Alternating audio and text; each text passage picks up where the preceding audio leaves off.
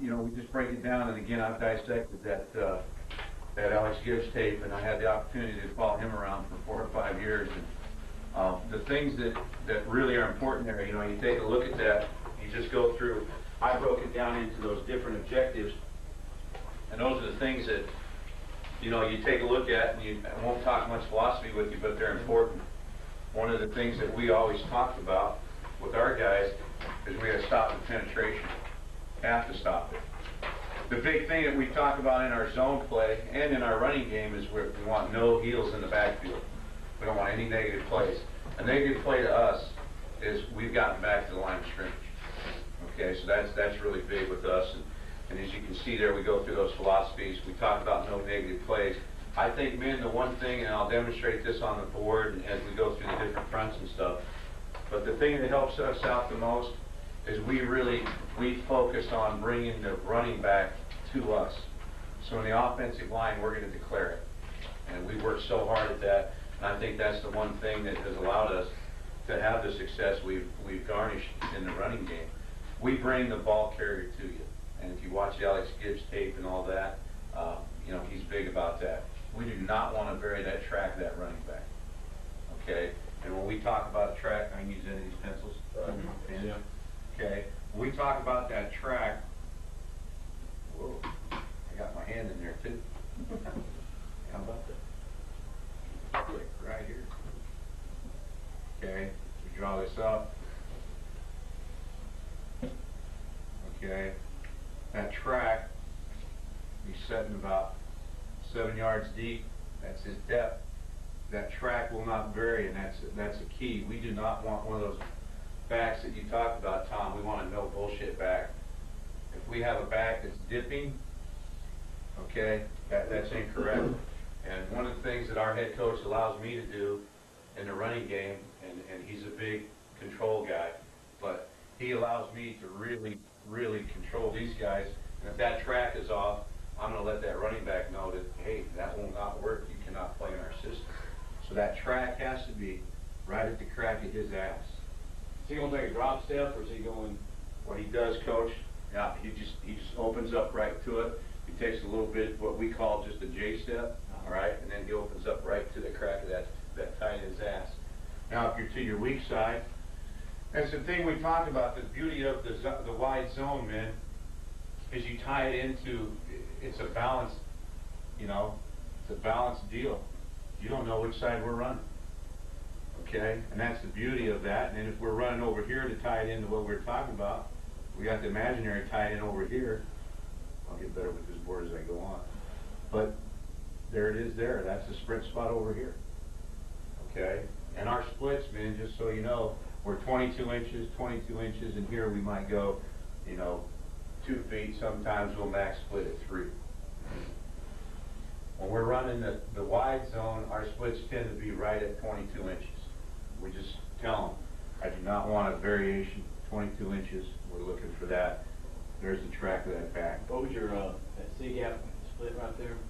We're here, we're A gap, we're 22, B, we're 22. We can go 22 here up to 3. Okay. Yeah, 22 inches up to 3-foot split. Okay, but that's the beauty of the wide zone. It gives you that balanced look, and defenses have to protect. Okay, they have to protect that. And you know, Alex Gibbs would, you know, we tell you, you know, that's the perfect world, and we think the same thing about it. It's a perfect world. We're gonna, you know, flanker out here, your X, and then fullback. We'll do a lot of different things for our fullback.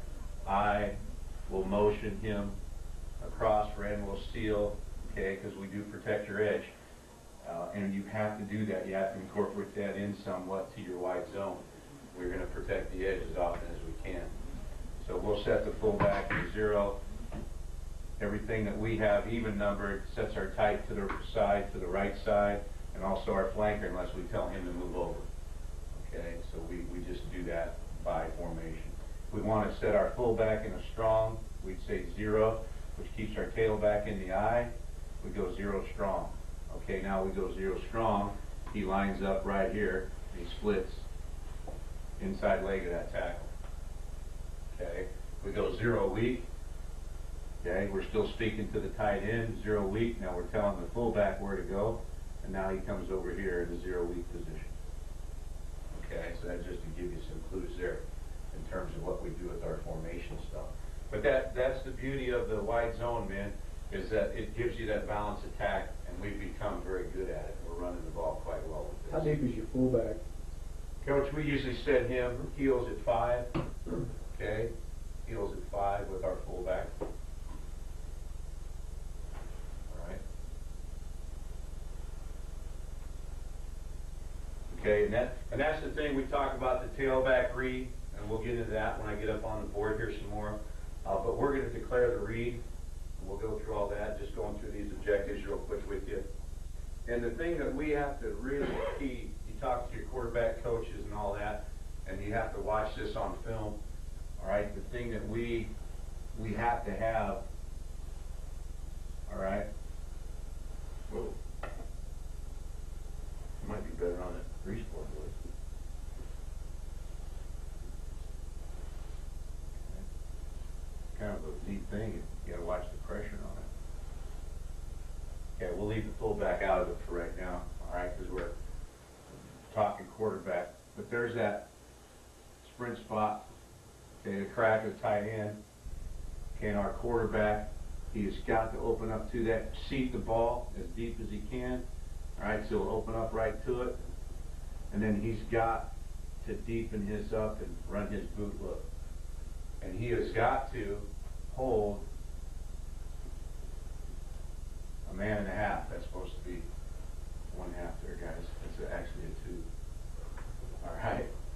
So that's what we have to have our quarterback do. What's the depth? He's going, I mean, what do you tell him as far as? When he opens up, Coach, he opens up right to it. He should be seating that ball. We talked to him in terms of you ought to be 3 steps, okay? 3 steps back to as deep as you can get that ball seated. And what we instruct our tailback to do, okay? And we talk a lot with our quarterbacks, that we remind that quarterback that he is 75% to the hole. Our tailback is slow to go, okay? And you've got to watch that. You get tailbacks, man, all right, they're not going to take that J step. They're going to open up right to it now, and it just disrupts our match. And our quarterback's not getting that ball back deep enough, okay? So our tailback, he's 75%, he's slow to go to the hole, because we want to get everything established up front. And that's key right there. There's one thing I can leave you with, that's big time important right there, is that 75% of the back, okay? But Coach, to answer your question, precisely, most of the times our mesh, it's right at the 5-yard point, okay? So depth of 5 yards, we try to get that quarterback to. And then after that? And then after that, Coach, we want him to deepen up to 7, okay?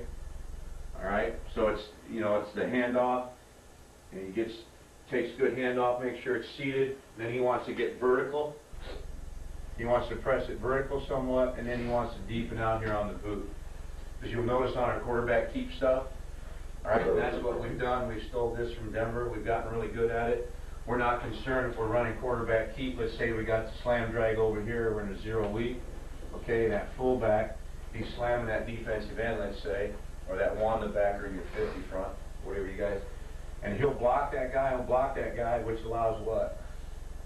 That quarterback to get his depth. Okay, and then here we've got, off that we've got the flat. Okay, we got our deep run back. Okay, and then over here, he improves. He's got that. He's got that. Okay, and that's probably drawn up a little too deep.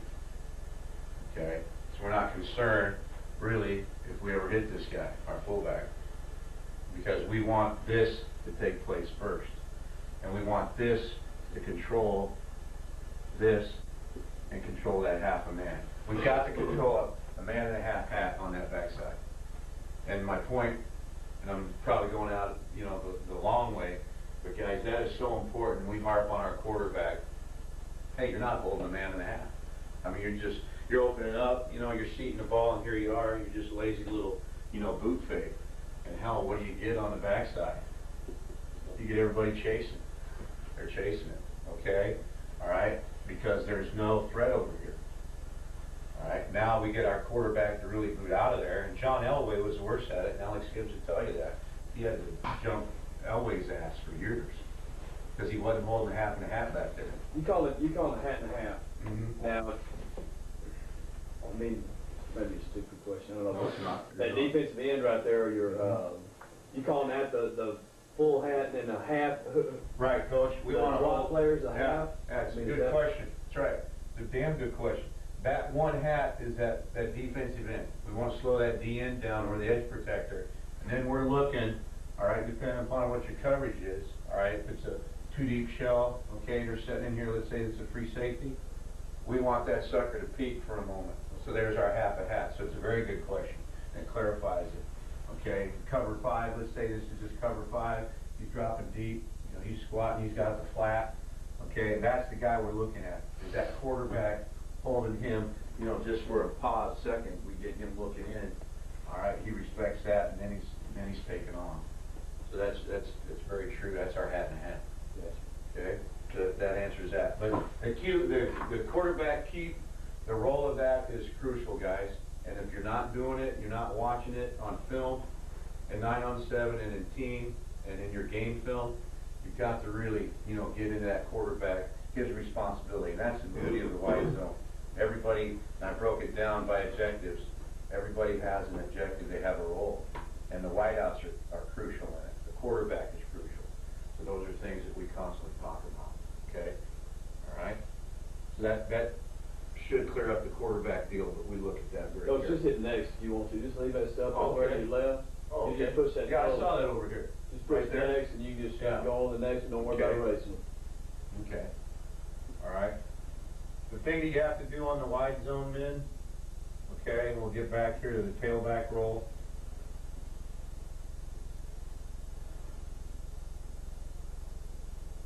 Okay.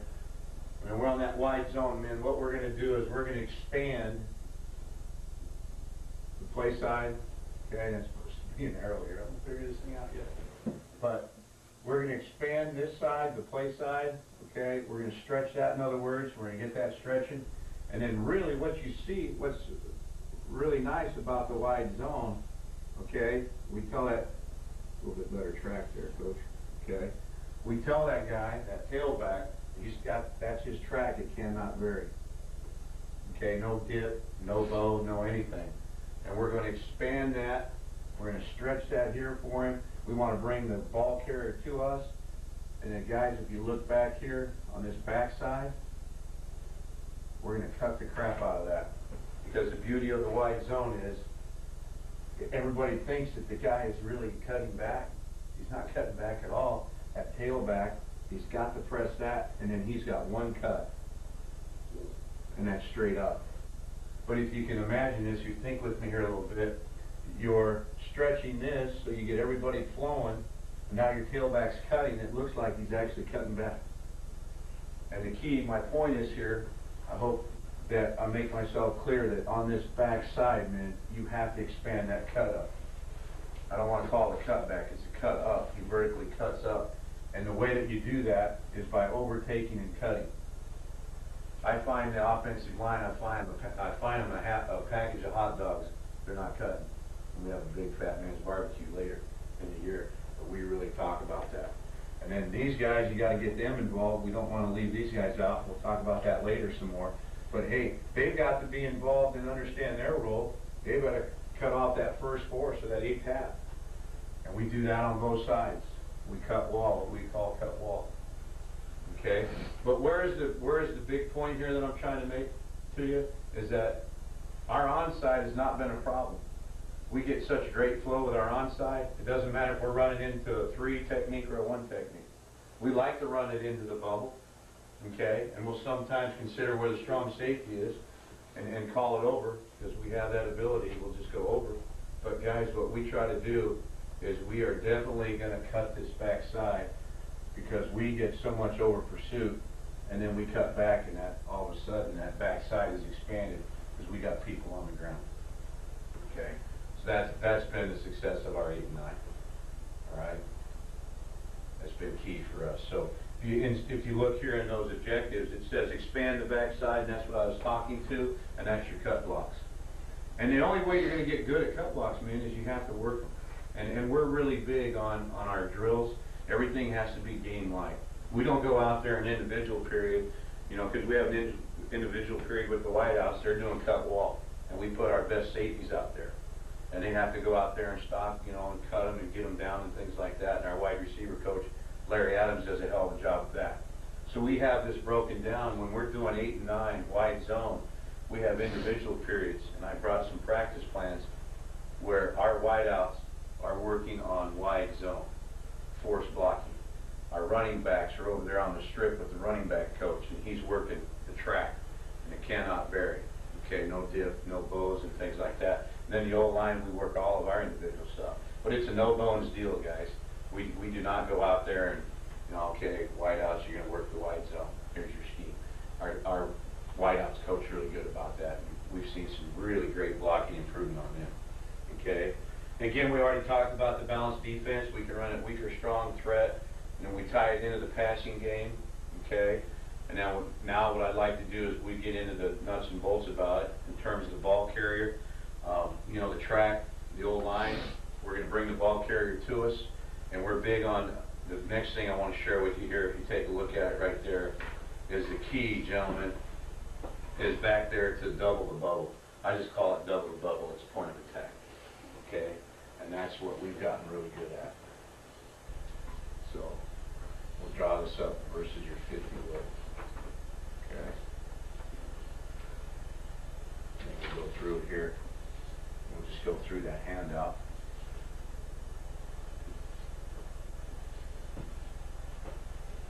That's our nose.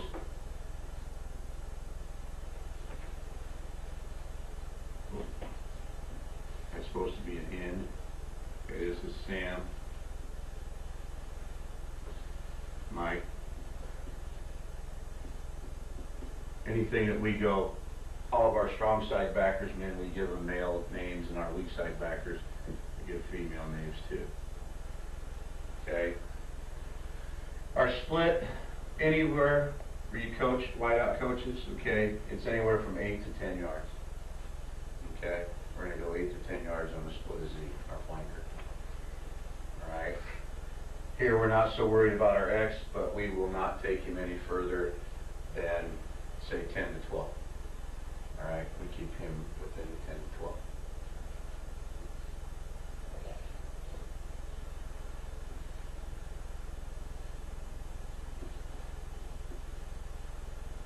Okay.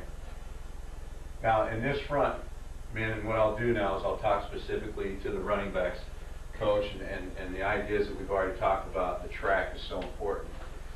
We do not want a kid that dips. We get a kid that's dipping, you know, we talked about that already, that dip, that will not work. If we get a young man in the backfield that's not 75 to the hole, that won't work, okay? So we really are sticklers on that, so we watch that constantly. But gentlemen, Alex Gibbs teaches 2 reads. I teach 2 reads, but really between myself and the running backs coach, we go off a primary read, and we're going to declare that primary read. If the young man, Adam Matthews, was good enough to look to the secondary read, and he got to a point where he was really comfortable with that, we would go ahead and help him out with that. But we came off, Tom, we're teaching 1 read, and it was a primary read. We never read linebackers, gentlemen.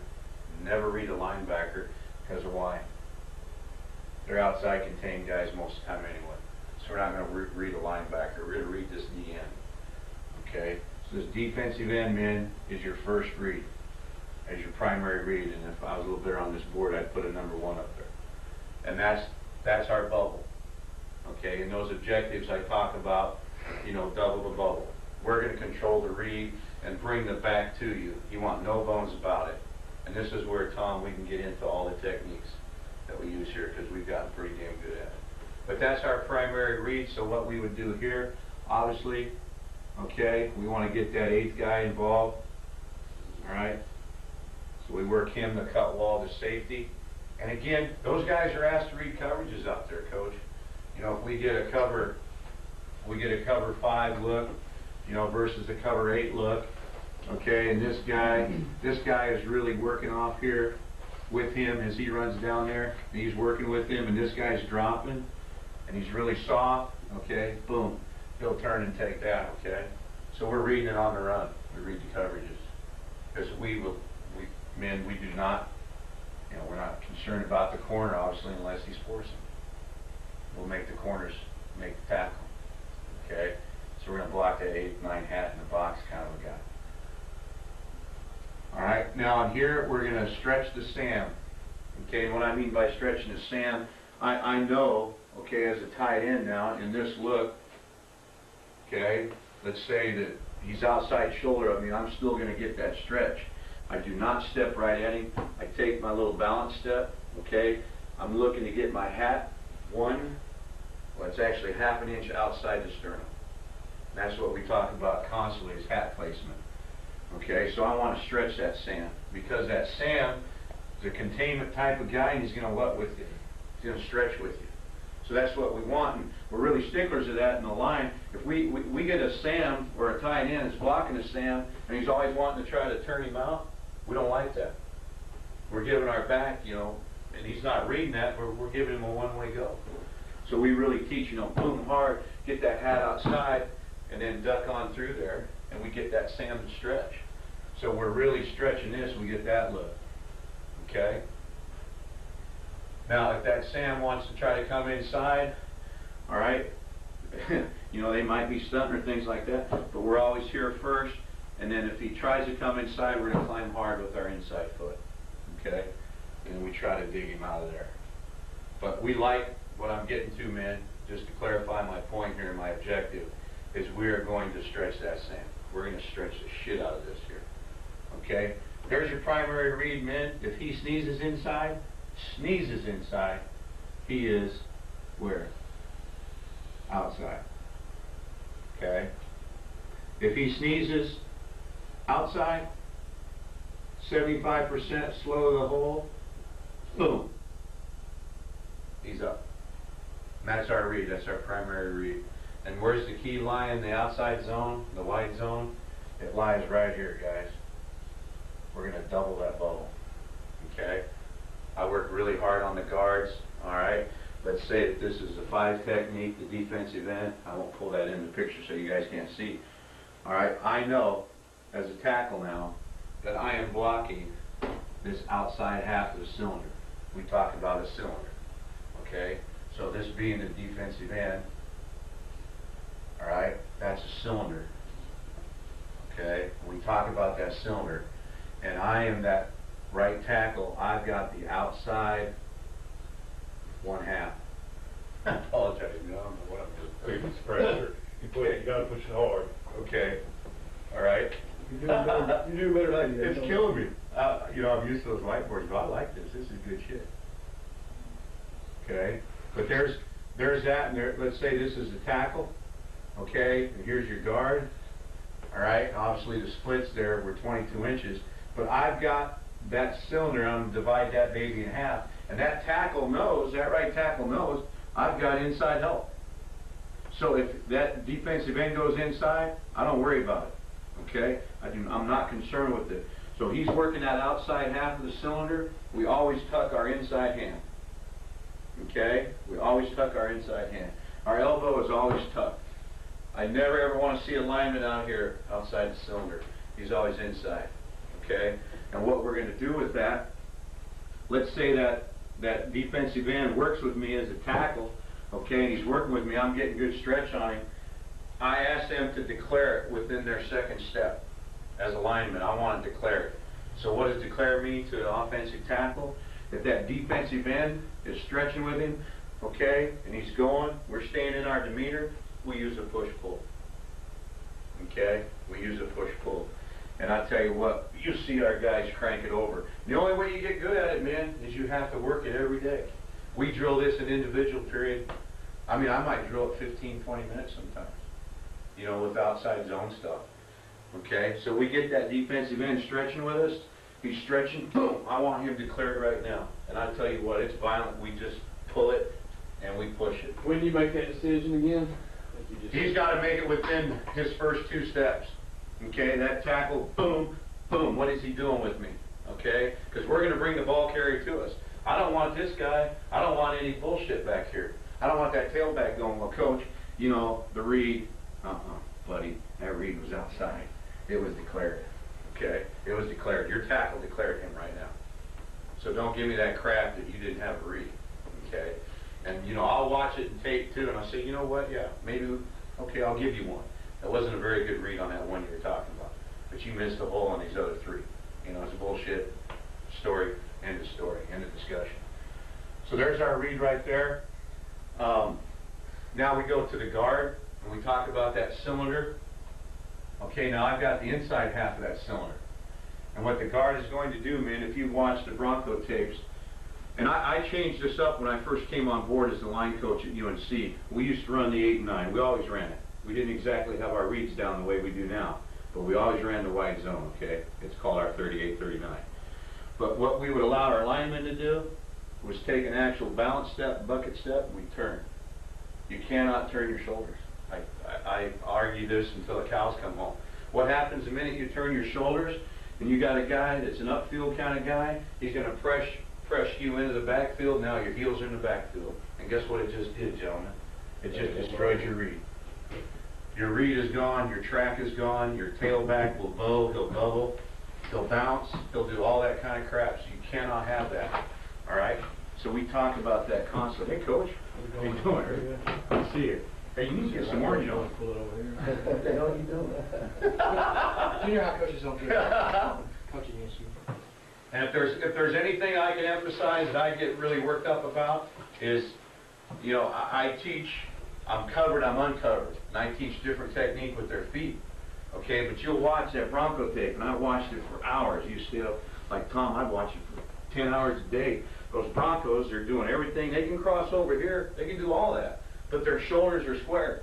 The minute, and I have finally had to talk our head coach into this, you know, years ago, Coach, the minute I get my shoulders turned, I've got no leverage. Guys push me back in the backfield, and it's killing our read. It's killing our read. It's just disrupting our track. You cannot disrupt that track. And that's the thing that we've done so well, is we declare the bubble. So what does that guard do? Hell, he's uncovered. Okay? I don't care if that guard crosses over. I mean, if I'm uncovered and there's that 5 technique, all right, we tell him to spy the hip. I don't want him looking anywhere else. He's going to spy that hip. So he's eyeballing that inside hip. Bless you, Coach. If any of that inside hip stays, all right, boom, I'm here, boom, I cross over. And if that hip is there, I've got what? I've got the inside half, and I'm going to declare it. Where's he going to try to declare it? If it's stretching, he just, Coach, stand up a second. You didn't know you were going to be a guinea pig walking in late, did you? But I'm that guard and working with my tackle. I got the inside half, he's got the outside half. If there's some cylinder left, okay, I'm coming over, I cross over, stay square, boom. I two-hand it, and I declare it outside. And I mean, I'm going to go ahead and declare it hard. And you go ahead and sit down, Coach. But that's what we do right there, is we declare that. No, don't sit down, Coach. Stand up. Okay? Got a question? I want to see tackle step on them. Okay. And then we'll just guard step on them. Get him all. Yeah. Get him all. That'll work. Yeah. Let me hold those glasses. It's rough right now. Our tackle, and if you want, we can go outside and demonstrate some of this further, but if our tackle, okay, he's in a 5 technique, all right? What we ask him to do is he's blocking that outside half, okay? So he's in a balance step right here. His outside foot, my outside foot, should be basically within the instep of his outside foot. And my second step is going to go to his crotch, okay? And we're going to come right here, okay, right to the crotch. Okay, let's move his reaction. Okay. Give it a couple. Okay. Okay. I'm here. First step. Okay. Now he's fighting. Go ahead. He's fighting outside. So now Okay, he's fighting outside. Okay, I'm tucked here. Now we're going to it. All right. Boom. Okay. Hard. And I mean hard. It's violent. Right. Now let's go inside. Okay. He goes inside. All right. My guard is where? He's got. My guard's taken. Yeah. Well, Now I what do you begin to show? climb. And I stay on my angle of departure. Okay, I climb. And that's what I was explaining to you about the guard. No, but are you going to step back into? No. Oh, no. You're not gonna help No. push him into the guard? No, I've got the outside half. If the outside half disappears, it's gone. It's no longer mine. I'm gonna climb the linebacker level. Okay. I'm the second level. No, I'm not gonna turn back inside. Okay, now let's be the guard on the same guy. Mm-hmm. Okay. Now. I know exactly where you're going with this question. We worked on it really That's hard. not tricky. I want No, you're to not. on video. No, you're Okay? not. So This he is steps what I love. outside, your hip's going away. Okay, I can cross over. I'm open. I can cross over. Hip's going I'm away. ready to hit. If I cannot declare within my third step, I climb. So he's got 3 steps. He's got 3 steps. Cover man's got 2. Cover man's got 2 before we declare a read. Okay.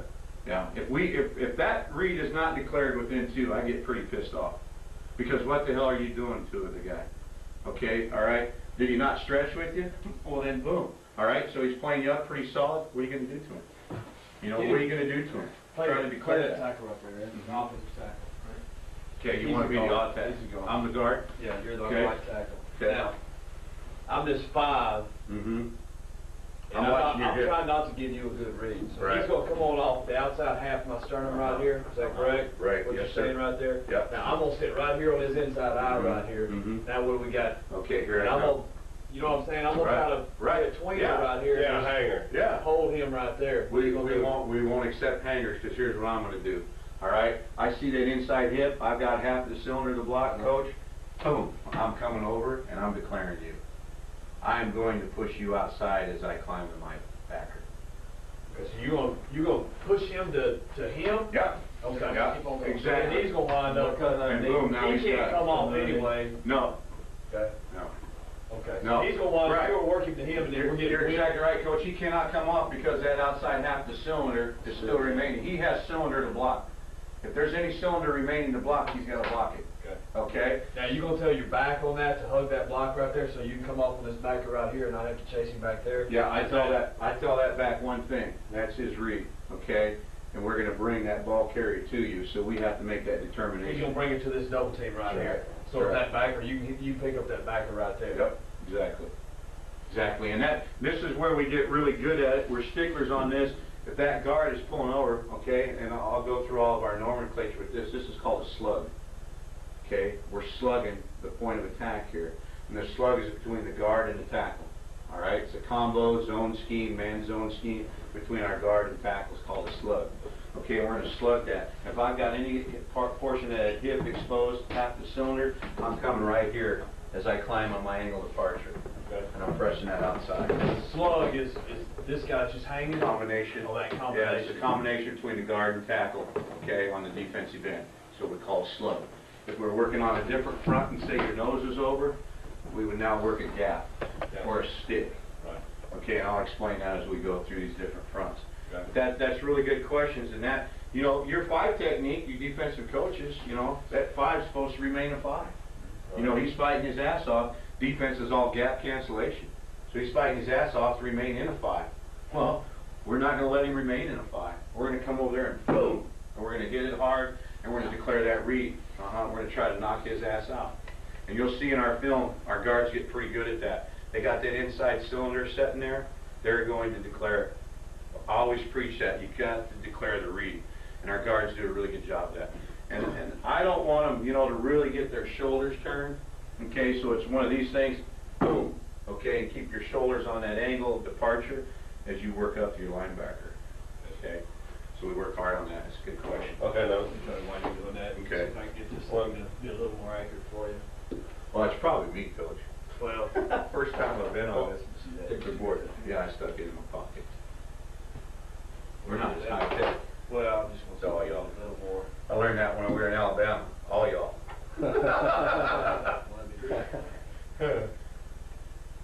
Here's as y'all. is it? Yeah. Now, I want to see him, the 4 technique, or basically the 5 technique that comes on. Okay, and I want Yeah. to put a guard, you know, well now, Mhm. how his Okay. overtake. Okay. Now let me as we go through this. Okay, this, like I said, it'd be the slug, and I won't try to write it up there because I know that I probably don't have it mastered yet. But that inside half, okay, we read that hip. And the thing that we teach that guard, okay, boom, let's say, you know, we're a little tight corners here, but I've stepped, okay, 1, 2, 3, hips not there, I climb to linebacker level. But gentlemen, I never peek back in. This is a 9-hole scheme. I'm never going to climb up. I'm going to stay on my angle of departure. So if that hit goes away, I'm climbing on my slug like this. That's my angle of departure. How you gonna get there? Once you clear that first level, you gonna waddle to it, or what do you tell them? We stay, anytime we get the linebacker level, and it's a good question, Coach. In the line, we have my covered rules, uncovered rules. Okay, if I'm uncovered, I can cross over, but I never scissor. Here's a scissor. Okay, the minute I have any kind of pressure on me, my ass is in the backfield, and there went that track of that backer. Okay, or excuse me, the running back. So it's here, and then I want to take this, all right, get some room here. I want to take this and I want to shoot it, okay, to that cylinder upfield, and I call it a stair step. I always want to see my linemen stair stepping. This is not a stair step. That's nothing but horizontal plane work. You're just working on the lateral. I don't want it, okay? I want to see those linemen get over there, take those big steps, gather up the ground, and I want to see them start working up, okay? And we'll tell, you know, pressure upfield, or push, pull, tuck the inside hand, we'll push, pull, rip, declare, all that stuff. So you're not really, I know Tom knows all this stuff, but for my benefit, once you clear that first level, you're really not worried about your base until you're going to make contact. I mean, you worry about all that stuff. Yeah, and that was your question. Come on, we're going to gather. Do all this. I use a gather drill. Yeah, we use this a lot, and that's what I was getting to. You know, we'll let those linemen, they can do anything they need to, you know, to cross over quick, rip, and go, all that stuff. But man, when you get to second level, you start gathering down. Okay, we call it gathering. We use a gather drill. Right. And I do not want to see linemen at second level here. Up tall. Yeah, I want to see them down here gathering, and I want to see them, their shoulders. If you really took a look at this in our film, and I hope we're pretty good at it, our shoulders should be a mirror of the back. Okay, so our shoulder should be a mirror of the back. Hopefully he's setting, you know, on that same plane, same angle relationship, and then boom, when that back squares up, about that time you ought to see the what? The lineman squaring up to that second level player. Okay, and we use a lot of gather drills because our linemen, they'll go out there, they'll get through that first level, you know, things look pretty good, and they get out there to that linebacker, and here they are. Yeah. And guess what happened to them? Hell, that linebacker's already what? He's already gathered. So we work a lot of gather with that. But the key in this particular front, there's the read. He's never a read. There's your primary read. There's your secondary read. Never read linebackers. Our secondary read becomes that nose guard. Now, when you say secondary read, and I know you talked about a while ago, you really don't get it, but is he more or less with y'all? I mean, is he reading that first read, then off that looking for off-color jersey, right? So I mean, he's exactly. If he doesn't see anything, then he knows that guy's back there hanging. Exactly, and Adam Matthews was really good at that. Okay, he rushed, like I said, about 1,600 yards last season, broke 20 different rushing records, and he was really good about that. He knew his first read. He said, "Coach, you guys are doing a great job of declaring that first read for me." And I was curious about, I said, "Well, Adam, you know, I teach a secondary read." I said, "How do you feel about it?" He says, "Coach," he says, "let me tell you something about the secondary read." I said, I'm here to listen, I want to learn. I mean, you're the running back, hell, I'm not. He says, "Coach, it's a feel. I don't really look at it. It's a feel." And if this guy, let's say, you know, he's stretched really hard, okay, and we've got a good stretch on the 5 technique, he said, "Coach, it's just a feel," and then I'm cutting behind it. Because I'm 75, I'm slow to the hole. And that's the thing that Adam really pressed in my mind. And I've been with Adam now for 5 years. He said, "Coach, I was terrible on the wide zone to begin with because I was too fast. And it wasn't allowing a lineman to really set it up." And he said the biggest thing that helped me out, you know, in gathering the concept of this play is I really had to be patient and slow myself down on my track and allow everything to stretch, okay, and allow the backside to expand. We talk about stretching the play side, okay, and expand the backside with our cuts. Okay, so now it looks like that back's actually cutting back. He's just cutting up because you expanded this, okay, you stretched that, excuse me, and you expand that by cutting. Okay? So real quick, back to that guard, and I know you want to ask some questions about the 5 technique coming in and stuff, but you know, let's stick with that point where he's stretching for a moment. If he stretches and I cannot get to him on my 3rd step, I continue to climb on my angle of departure. Okay, the linebacker level. All right? But if that cylinder there, it's just a real simple, easy read, and I'll step, and younger kids, they'll ask me, well, coach, you know, I was doing, well, you're wrong. I said, is that hip there? Yes, sir, it's there. Okay? And they're not like all the Texas kids here that always say yes, sir, but, so yeah, coach, that hip's there. I said, well, then why aren't you on that cylinder? So if that hip is there, you're not declaring it. If that hip goes away, okay, then what's the next thing I look for on that guard? So I look for that good angle departure. Okay? Now if I see that guard, hip goes away, and guard turns up, doesn't work. Doesn't work. Okay, so we have to stay on a good angle departure. All right?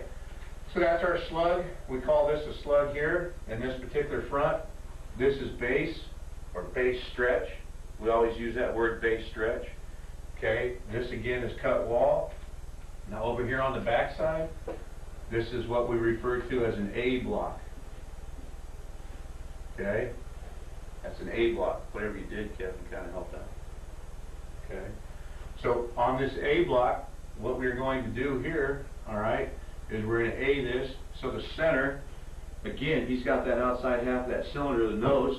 So he's here, all right. He crosses, steps upfield, doesn't cross over, doesn't scissor. He's blocking that outside half. If that outside half stays with him, he works that. And this guy is what I call a full view A block, okay? And he's always keeping it in mind where that peg backer is, or that inside weak side backer, all right? And again, the beauty of this is I've already taught this to my guard. He's being taught the same thing with the hip, okay? So if that hip goes away, where's he going? He's climbing the peg. Okay? He's climbing the peg right there. And we don't see a lot of 50 front. Alright? Was your center technique same as your tackle? Yeah, center technique is same as the tackle. We want to try to, alright, on that nose, obviously, we want to get that nose cut off. Same aim point, just outside the sternum? Outside the sternum. Now, if we call toss or pitch, everybody's trying to jump hook.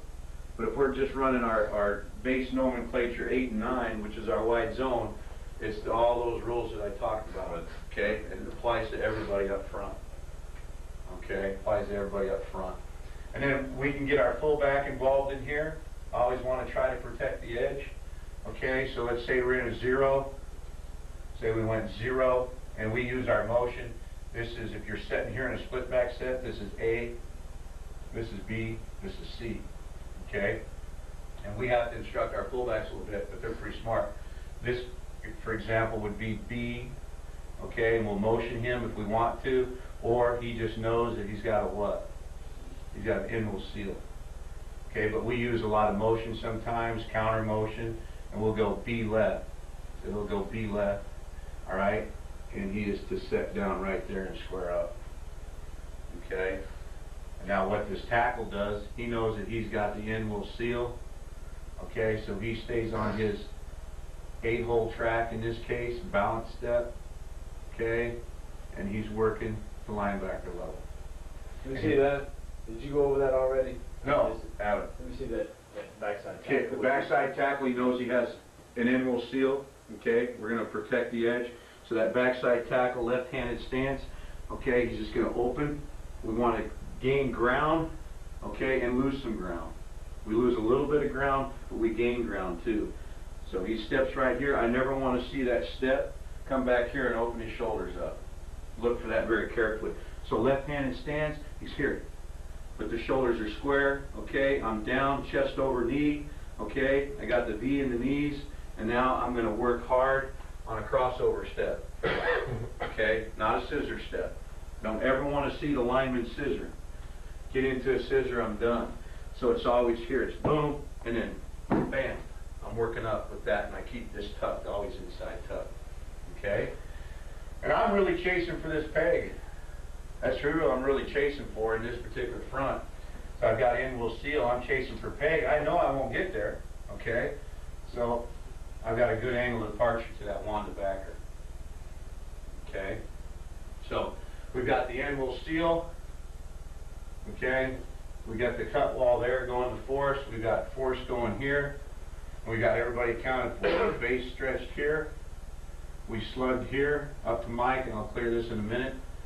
And then we controlled the nose and the peg backer there with what we call an A block. Okay? So that's A, and then over here, this call would be sift. You said A, the nose backside? Yeah, this is the A block, Coach. That's your A block. Okay. And this is your sift. The tackle is sifting. Now he's sifting, Tom, because he has an end will seal. Okay, you guys, you got an end will seal coming backside. Alright, so he'll end will seal, and that tackle will go ahead and call sift. And it's one call that I don't hear that often, but you know, our kids have gotten really good at it. With the younger guys, I become pretty sticky about it. I want to hear the sift call. A lot of our vets, they won't call sift because we know we're in a two-back set, okay? And by our scheme of things, we've always got, or 9 out of 10 times, we've got an end will seal. So that tackle is a little lazy sometimes in calling sift. And I'll jump them every now and then just to remind them, let them know, hey, we're still thinking about you. But we'll sift call that, and he's working second level. Same thing with the gather. As he goes up, second level, you know, all this stuff we talked about first level, he gets up to second level, I want to see that gather. But men, we're running. We are running. What's he doing specifically? He gets to that I want him cut. I don't know what you, Yeah. peg. Yeah, what do you guys call him? I just call it Willie back, but Okay. I Yeah, see, we're you're saying calling like it 34, 34, so yeah. I mean, It's a 52. yeah. I mean, I would call that Willie in the end, but it doesn't Right. matter. Sure. He gets that peg, you know, he's probably gone. Mhm. So once he gets to that level, Mm-hmm. and Right. like you said this early, is he turning back looking for that Willie coming right there, or is I don't he want looking for the next? to. I don't want to see him do one of these deals. Okay, because the minute I turn my shoulders, I tell that linebacker exactly what's going on, and then you'll give that linebacker a run alley. Okay, because now I can't work back to that He'll guy. come underneath you. Right, that's the run alley. He's going to come underneath me, so I stay square. Okay, and I just gather myself and I slow down. You start working your eyes back. Mm-hmm. I start working my hat back, but I don't work my body back. Okay, I'm staying on that good angle of departure. Our kids do a pretty good job of that. We know that Willie, he's going to be, you know, he's going to be running on this outside backer. He's going to be over top unless there's some kind of stunt going on. Okay, so our kids, they get to second level and they'll start to gather and slow down and pick up their backers. Run that stun off of that right there. Your wet stun, I think Uh-huh. what you call it. Yeah, you want to? What's that tackle? Just I can go to next here. Uh-huh. Right. just with that tackle, just go through Right. his deal. Him and the fullback, I guess, be the two guys. Okay, 5 technique in. Okay, whoever you want to call him. All right, we'll get this here, Uh-huh. and we'll get this here.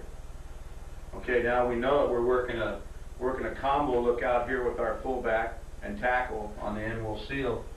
Okay, so it's sitting here. Let's say we went B left. Okay, 38. This tackle, balance steps, cylinder goes away, there's nothing to block. He stays on his angle departure and he's looking for that Wanda right now. He then becomes the end will seal and he's controlling the defensive end. Alright? So that's how we would handle that. And then you have just the opposite of that. Okay? I guess I really meant the other way. Okay, yeah. Wouldn't be a And win. that would be You end coming underneath? right. So we get this now. Okay, and then your Wanda staying here. Alright, now the fullback, he is now, just easier to show it motion, we don't always use motion. Fullback is now edge protector. Right. He's always an edge protector, okay, and he's got to hang on that end. So you just going to try to watch him on, I mean, just... We want to try to get him cut off, Coach. He's already sitting in a 5 technique. Right. Don't you dare let him become anything other than a 5. Keep him out there. So that's what we do. He's sitting in a 5 technique, okay? Come up here, Coach. he's sitting in a 5. I know I've got an end will seal, but I'm stepping here, and then my next step is straight upfield, okay? And I'm trying to keep him remain in a 5. Are you working vertically at that point, or you? I mean, you gonna Our turn guys, on it? you'll see some, Go ahead and turn the yeah, whole you'll there. see some, yeah, you'll see that. But, thanks, Coach. Look, my point on that is, I don't want to see it immediately, Kevin. Yeah. Okay? Because I want to see proper steps and proper angle. And after 2 or 3 steps, I see that, I'm okay with it. Now, why do I harp on that so much? Because, men, I do not want to see heels in the backfield. Don't want to see it. So I never want to see just your old, you know, pivot and turn. Don't want it, okay? So you're exactly right. It raises a good question. We want to see this stair step first and then turn him and declare it, okay? Now, the thing that we try to do on the backside, man, we don't try to do it. We do a pretty good job with it, is we're going to cut. For a second. We're going to cut. We cut a lot on the backside. You get your hand Fullback across. cuts a lot. Fullback Like- coach. Killing that He's guy. killing him. Hey, listen, give He me, was killing get whatever Miss Yeah. Sharon, get 2 big But when we sack cut- on. Point, Get end two- point cut. Fill them up with coffee. We always have bring him, them to the house. we always have him go. And I'll give you tomorrow. Always have him look on this for end will seal. He's looking Yeah, for with that coffee. inside You can knee, stay up there tomorrow. inside knee to hit.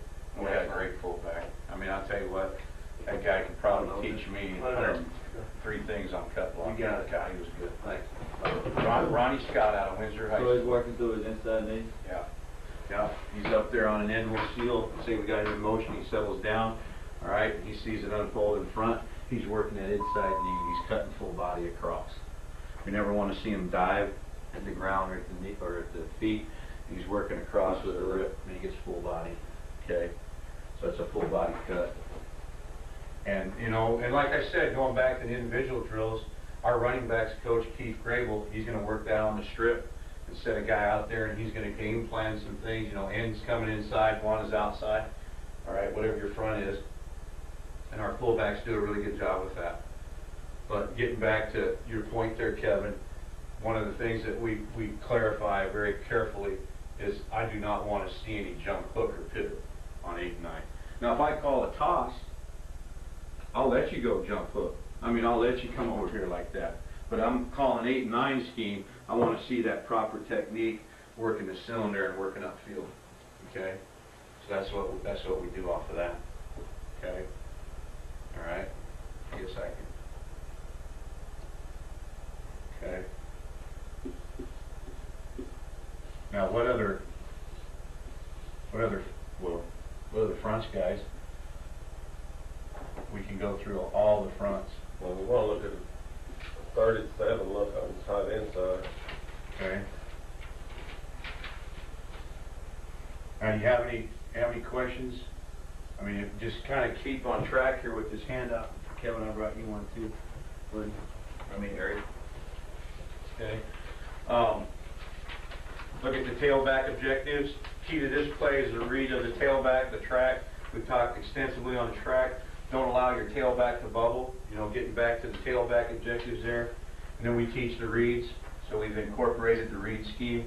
And then we'll go all the different fronts. We'll continue to talk about the read scheme. The big point again, guys, is declaring the read. We have to declare the read. And in that first front, that regular 50 that we had drawn up to begin with, the read is obviously the defensive end. We're going to read the end. So that's where we get into that slug. And we're going to declare that very, very quickly. We want to bring that back to us. All right? We don't want any guesswork in the hole. You go back to your running backs, you know, your objectives. We don't want any guesswork. I do not want to see a back, okay, it's coming in here, and all of a sudden before he presses that, you know, you get some of that stuff. He's not sure what he's doing. We don't want that. In fact, I nicknamed a young man, we ended up cutting him. I nicknamed him ACL. He was a running back. I was afraid he was going to blow out his ACL. Hell, he cut 5 times in the backfield.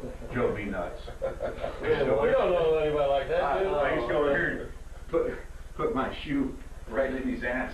I call him ACL because he'd get back there, and then, you know, I'd see a dip, and then I'd see that. Oh, what the heck are you doing? You got your sprint spot. It's the crack, okay, of the tight end, or it's the crack of the imaginary tight end to the weak side, and you better get there. I don't want any dancing around. I want to make sure that you're 75% slow to the hole. Okay, he just couldn't understand that concept, and guess what? He wouldn't work in our running scheme. We couldn't use him. And he knew that, and he ended up transferring somewhere to another Division I AA school, and he's doing very well. But he's not an 8 and 9 hole runner. He's not a 6 and 7 runner. He's not an inside zone. He wasn't outside the zone kind of guy. So he just didn't work in our scheme of things. So no bubbles. You cannot disrupt that track. And the way, and the thing that we look at very carefully, guys, is you might have a back, and he's doing some of that. And then you start chewing your running back's ass, and then all of a sudden we find that, well, it's not the running back's fault. The center's getting pushed back. Okay? Or our heels are in the backfield, and now the back's got to cut off of it before he gets to his sprint spot. So you really, you want to be careful. I guess my point is, it's a whole concept of things. Is the offensive line doing their job? Yeah, they did their job. It's the back's problem. Or, hey, the back was working to his sprint spot, but he got a guy blown up in his face. So he had to do that. So those are things we look at very carefully. So we define the track, the tight end surface or no tight end surface. We just talked about that. That's the tight end surface. Okay, define that track. Then if there's no tight end, it's that imaginary tight end. Okay, and his track doesn't vary. Okay, so we want to see that same thing. So we talk about that in terms of objectives with the back. Then we use that, again, his feet are at 7. I think I already mentioned that. It's a short drop step. Okay, running back here is in a 2-point. He's a short drop steps right there. And then he's 75% to the hole on his track. Okay, run under control, and I think our backs do a good job of that. And then involved in that too, I put there on the very bottom, identifying the fullback's role. And we use our fullback in a lot of different ways. We won't always use him on an end will steal, okay? And we could set, for example, 0 weak, okay? And that would put us like that. 0 weak, so now we're not using any motion, okay? And he knows right off the snap count now, he's got the end will steal. We can set him in the eye, okay?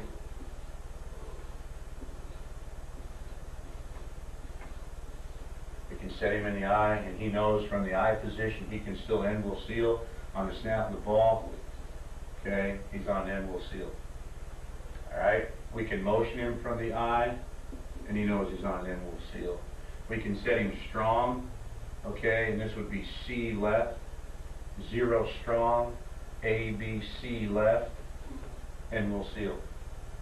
Okay, we can set him here in the eye, F counter motion, 38. Okay, or 1 F counter motion, 39. All right, so we do a lot of things with incorporating our fullback in terms of his role.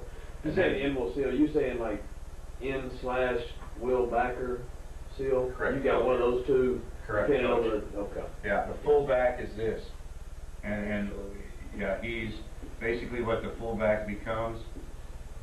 He's our Emil guy. Okay. In man on the line, it may not always be a defensive end. Okay, it could be that backer out there, whatever scheme happens in there. So if they walk that Willie backer up, he's going to take that Willie and attack them those that stay on the end? Yes, sir. Yeah. There's nobody for the tackle to come on off on either. Right. So. Right. So we know that. When he is in motion, what's his aim before the ball snaps? When the ball snaps, How far should he be out? he's going to replace that tackle. So it should be Yeah. Yeah. just So- on his butt or inside leg? Yeah, he wants to be, exactly, he wants to be right. When he sets down on his motion, we square up, okay, he's going to set down. And if Tom was the tackle, the left tackle, he's going to set down right there. We call him the settle in the B gap. Okay, about where he would be on a set, Right, on his inside leg. exactly. Then his path from the eye Mhm. is inside leg of the tackle? Yeah, he's going to chase inside leg of the tackle for seal. For seal of the backside. Yeah, so if we're working out of the eye, okay, we tell him to settle in the B gap, A gap, B gap. All right, because the tackle should be here, and then he wants to replace that tackle. We talk about replace your tackle. You cannot end will seal and stay in the backfield. All right, it's just a nice little rhyme there. You can't end will seal and stay in the backfield. What happened there? There you go. So yeah, that motion is tight to the line of scrimmage. It's tight to the line of scrimmage. In fact, Tom was the tackle, that fullback, he's just right off his butt. So now when that tackle leaves, he can replace that tackle. and he's stepping up for that end wheel seal. Okay? There you go. And then the other thing that we do, then we run 39, and if we're just calling, you know, let's say for example, this is 38, and that's terrible, I wish I was better there. I'll figure it out sooner or later. But we always have an end wheel seal on that. Now if we go, say, 38 Boss, that's a B, okay? We go 38 Boss, man. Now what we do is we're going to give the defense a total different look. All right? Boss tells us now that the fullback is now responsible for the Mike backer. And we'll go 38 Boss. Now how do we handle this? Okay, we can go 0 flip. All right? Flip brings our Z over, or we can go 0 zoom. And we'll motion a guy in, okay, for the end wheel seal. If we're going to stay in a normal set, or we can go 2 out, okay, so we go 2 out. We could be in, say, E personnel, okay, so now we're in a 2 out. He's still got force here, okay. And we do this now. He with a motion, short motion here, go in, we'll seal. If they walk out, okay, and he knows now he's blocking that. All right, on your Boss, Mm-hmm. couple of things. I guess first of all, on the Boss, the backside tackle, as you know, it's on a 2-back set. Basically, he doesn't treat it as 2-back set anymore. He's got that in now. He's got to take that in, right? Yeah, he's got to really key into that. But a lot of times, Coach, on 8 and 9, you know, we'll book some backside people too. We'll occasionally book that defensive end. We want him working second level because we're going to outrun him. Okay. Because this play doesn't cut back. Remember, it cuts up. Right. And that quarterback, that's where we get back in. He's got to just take a breath out of that guy. So we'll stay on the track. We'll very seldom tell our offensive line unless we go in the inside zone. We'll call a 36 man. Okay, man blocking now means that the fullback has the Wanda linebacker, and everybody, okay, to our weak side can seal. All right, so they straight seal. So yeah, we're very seldom are we, you know, blocking that defensive end just straight up man blocking, because we'll still stay on our track, okay, and work from there. It doesn't bother us because you get back to the objectives there. That quarterback has to hold that defensive end. And then what we tell our quarterback, I ask him in every game, you know, how's your boot look? How's your boot looking? How's quarterback keep pass looking? Coach, I don't know. What? What do you mean you don't know? Because you got to be out there looking at it. He's got to hold that hat in half. So we can often do that. Okay, and our quarterbacks are good at that. You drop that 3-7 look? Yeah, I'm going to go any front you guys want. Okay. What technique here you want on the right guard? 3? Okay. All right, what else you want? 7 out there. Okay. All right, and, you know, Safety, force. Tight force. you want a safety up here? Okay. All right, backer where? Inside. Right here? 20. Okay. I'll call him Sam. Is that where you want it? Right. Okay. Well, if you got a 3 here, then you're probably going to have a 1 here. Right. Okay, good. And then your end here, or whomever you're calling it. All right. So, where do you want your mic now? Well, he's Stack? like a 30 call. Okay, 30. Right there? Well, no, he's Weak B? Weak B. Oh, okay. Like a Okay. 3 technique. Yeah. All right. Split. Okay, so that's. You dummy. Better put your eraser back. So he's over here. Right. Okay. Yeah, you just guys help me out with your nomenclature, and we'll. Okay. What do you have outside here? Yeah, Okay, so. we got another. Probably coming, but Weekend. someplace in A there. weak safety right there. So you got a 3 safety here. Okay. And then corner. All right. They'll put me in the bicep game. Right. Okay. Okay. If we're running this right now. And one other place. Then Okay. safety probably over the tight end. Yeah. okay? And then you've got, so, Another safety you got right another there. safety sitting here. Right. Got a And corner. then a corner on your flanker. Okay, Backed off, probably. okay, all right. Okay, the way that we would do that, all right, this is how we would determine this front, okay? All right, we would include him as Sam. Oops. Okay, this would be your Mike, okay, that's your Mike, all right? This is Wanda, that's your free safety. So you got corner, Sam, strong safety, free safety, corner, Sam, Mike, and Wanda. Okay? So it's just going off of what you guys see, but that's you know how we would determine that. Right there, that to us is that's basically an overstacked cowboy. Strong safety, tough. Okay? This guy starts sneaking into the box, we're going to refer to that as strong safety, tough. Okay? Now, what coverages you guys seen out of that? You get one free here, man free. And three. Okay. You get some three. More Okay. 3 than me, probably. All right, so you're seeing more three. All right. Well, that's good because he's got that deep third now in the three, so we're good there. So here's what we'll do here. Okay, where's the read? It's at DN. Okay, it's at DN. So what we'll do right there, it goes back to the same rules. Okay, it's a 7 technique, right? You setting inside technique on a 7? Yeah. Right, so now we just taught those same things. We talked about the guard, you know, working on the slug. Now what we come with, man, this is beautiful. I'm starting to get goosebumps. Okay, this is now a triple. Let your tackle tight end. Yes, sir. And if I ever learn to ride on this damn thing, pardon me, excuse me. Okay, but that's triple. And so same techniques that we talked about. I got the outside half of the cylinder. So we don't take any bones about it. Okay? Well, that's the beauty of our individual period.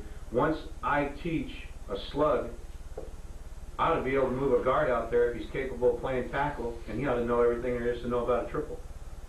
Okay? And it's the same thing with the center. Once I teach a stick or a gap, because those are our inside zone calls, all right, for actually when I say inside, 8-gap calls, all right, for our wide zone, he ought to be able to go out to a guard and work a slug. Okay, so it's a really good thing in terms of technique, and I'm so big on technique, it's not even funny. So now we triple that. Okay, so I know as a tight end, I've got the outside half of that cylinder, and that's what I'm working for. I'm working for that stretch. I want to stretch that 7. So I'm here, okay, and I'm here. And that's my tight end. That's his angle of departure. That's his demeanor. Now, the key comes here with this tackle on his triple. And we tell that tight end the same thing we told our tackle. All right? If that hand stretches with you, okay, we want to declare that read right there. If he doesn't stretch with you, all right, work him upfield, and you should have inside help with your tackle.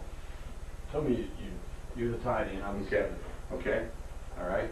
I'm here, coach, and then right here. And I'm taking that inside half of that cylinder. And if you're the 7 technique, I'm right here. Okay. All right. Same thing as before with the tackle. If he's not going, if he's trying to stalemate right there, the tackle's going to come across like he had to guard. I'm not going to be a tackle, and that 7 technique stays there, and I do want You're not going to try to hang on him then. I mean, you're going to No. make him make a decision. We're going to blow him up with the guard. Yeah, we're going to blow him up with the guard because we teach the guard now, okay, it's a triple, I've got to get over there. I've got the inside half, okay? So he's setting into 7. Go ahead and stand up, coach. And I don't know if this blocks your camera view. I guess we can go like this. I think y'all We're smart around here. SMRT, okay? So now I'm a guard. He's sitting in there on the 7 technique. What we teach the guard to do, he's got to take that nice step here, gain some width, lose a little bit of ground. You got to lose some ground to gain some ground. Okay, and I don't mind that. I just never want to see that step do up to their shoulders. Turn them here. So I'm here. Okay, I'm right here. And then my second step, I specifically tell them this. I want to see that second step never ever scissor. And I want to shoot it to his crotch. So boom, I get in here and I'm tight tucked. Okay, if I can overtake him, fine. But if he stretches, what do? It's that thing I told you earlier with the guard. 3 steps, eyeball the hip, okay? The hip disappears, declare any portion of that inside cylinder you can as you're working on your angle departure. So if there's anything left there to declare, boom, he's declaring it as he climbs the linebacker level. If it stays there, excuse me, that was a good sausage sandwich. If it stays there, boom, I'm working it here. Okay, and I'm going to try to declare it once again. I'm either going to get that guy hooked or I'm going to declare him outside. And that's where we got that old Alex Gibbs deal, and we work on it every day. Inside hand is tucked. Okay, we bolster our hands, and we're always push-pulling. Okay, so that's our read, and it comes off of the base with the triple. Now, what we'll do here, okay, we work that triple scheme there. Whoops. So we used the dry erase boards. And he will then work here to Sam. We declare the read here. Okay. All right. And in this case, we got a few problems here. We're gonna have a hard time getting to that Mike backer. Okay. We're running regular 8 scheme here, but again, he can wash it by. But we're gonna gap call this. Okay. We never nudge 8 and 9. Now a nudge, I was explaining to Tom at 4 o'clock this morning, just Steve. Okay. But I was explaining to Tom yesterday, we'll nudge 6 and 7. We'll help that backside one technique because that's a hard scoop, overtake, cut off block. So we'll nudge. And what our center would do on the nudge on 6 and 7 is he just stings that one technique and then he out-proofs to the Mike backer or second level. Okay? But here we call it what? Wide zone strong. We never ever nudge. So this is a gap. Okay? This is a gap. So these two, the center is now, and you were raising this question quite often, Tom, yesterday, that center's trying to overtake that 3. And we're trying to take our guard now up to that Mike backer. Exact same techniques you have when you're slowing. Yeah. Exactly the Triple same. is all the. Yeah. Yeah, it doesn't change. This is Doesn't change. What do you call this? Your center guard? This is gap. That's gap. Yeah, this is a gap block. Okay? So this would be gap. Okay? So there's your gap block. That's between your center and guard. Okay? So we gap that, and then he is working on an angle departure to Mike. And if we don't get the Mike cut off, we're all right with that because hopefully we've declared the read. Okay? And we'll wash Mike out. We're just washing by the hole. Okay? So there we are. Okay? We're coming off. Mike backer is escaping. He's over top. We're just washing. Just keep running it. Okay? And again, then boom, we're cutting back. Now, in this front, you guys bring up a really good point. We are specifically going to tell our running back here, okay, there's your primary read. Now your secondary read became a little bit more involved here. And if we want, we get a good stretch on that 3, okay? All right, we get a good stretch on that 3, boom, he's going to cut underneath that 3 technique. What do you call your, is it a force call? Say you want to take your Z right there and you want to bring him inside, motion him back in and back out right there. Put him on the force. That, now when you do that, you're We could do that. What's that going to do to your, you're going to let your tight end hang a little bit longer? We can coach on that with those 2 guys, Good. the triple. Good question, Coach. You guys you're right on tune, baby. Okay, say we do that, all right? Which, you know, we have some other schemes too here. We could double this. We might call a double here, but it's really, what it is a slower triple. Okay, we double, because we'll get some gaming out here. All right, so we call a double, and that's again between the tackle and tight end. They just double the end out to Sam. All right, but it's the same kind of scheme. Is it double only that gap, or is that just it's just a term. Call? Yeah, it's just an actual call, you know, that we use for some of those fronts like But that. the tight end doesn't come off as fast? Exactly. It's a slow triple. Okay? It's a slow triple. A double is a slow triple. Because we see this. This is what our defense does to us. They did this all spring. They had Sam in a 2x2. Okay? And we were tripling, and we were getting hurt on some things. So I just said, hey, we're going to double that out. Okay? And now let it unfold in front of you. You know, declare your read, get that read. If Sam goes outside, then boom, you're off. If Sam goes inside, all right, we should have declared that, got him, and now he comes off the sand. So it's just, you know, we just double that guy up. What's your, Good movement. coach, that double right there a little bit as far as, Mhm. are their eyes, tight end's eyes on the sandbacker right there? Is he waiting for him, or? We tell him this very specifically, you do not come off until you can see both numbers of that sandbacker. Okay, so if I'm working out there, I gotta get my movement on that end, and now that Sam comes over, I can see both of his numbers, I can now come off. Show me Okay. the difference. Is there a difference from what you've shown while going 7? Mhm. I'm this 7 right now. Okay. You're the tight end, your stack Okay. is here. Okay. Now they've got the sandbacker stacked right here. Now, Mhm. you on a double, you're not going to take that same width step that you were taking earlier. Right, we tightened down that departure a little bit, we tightened it down on the double call. We're not going to be, you know. What are you going to do now? We're gonna be a little bit tighter, and the two of us working I'm working your outside cylinder as a tight end. He's working your inside cylinder as a tight end, but we're a little tighter on it, okay? You We're a could little split tight. down at all, or? We don't mess much with the split, Kevin. No, it's just the footwork and angle departure, we just tighten it down a little bit, okay? How far, you know, I missed it earlier, you probably said it, but I know you talked about splits. Mhm. Did you say last night that, or was that Alex Gibbs, somebody talking about your guards are on the shoelaces of your center, or what's your depth Yeah, off yeah. the ball? I like Jim McNally's theory. We use on the ball, okay? We use normal alignment, and we use off the ball. All right, when we're running wide zone, I want normal alignment. So what we do now is we come up, the center sets himself, okay, then the guard sets, and he wants his hat, all right, to break the base of the numbers. Okay, so that's our normal alignment. But we get a team that's stunting a lot, and doing a lot of the Texas, you know, and Wex and moving it around like that, we'll use off the ball alignment. Okay? So now off the ball alignment puts the line in a position to where they're damn near called into the backfield. Okay?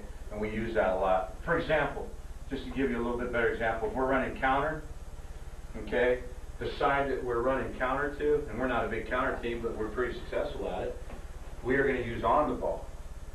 Okay? Because now, you know, you got your doubles and your deuces and you're training back the linebacker and stuff. And on this side, Kevin, we use off the ball because we're pulling a guard. Okay, and he's got the hinge block. So, you know, it raises a good question. I don't really get much involved in telling our guys on 8 and 9, you've got to use on the ball or off the ball. I want you in your normal alignment. So we come out there, center sets himself, and the guard, he's going to set himself 22 inches, and the top of his hat should be breaking the plane of his back, you know, his bottom number. And then the tackle should align, you know, in accordance to that. Okay? But here, this would be a good way, and I'm just going to go, no, I don't want to go next page, okay, because I have to draw it all up again. But let's do this, okay, and we bring motion in like that, which you guys bring up a good point. Okay, let's say you wanted to do that in your scheme of things. Okay, there's your Sam.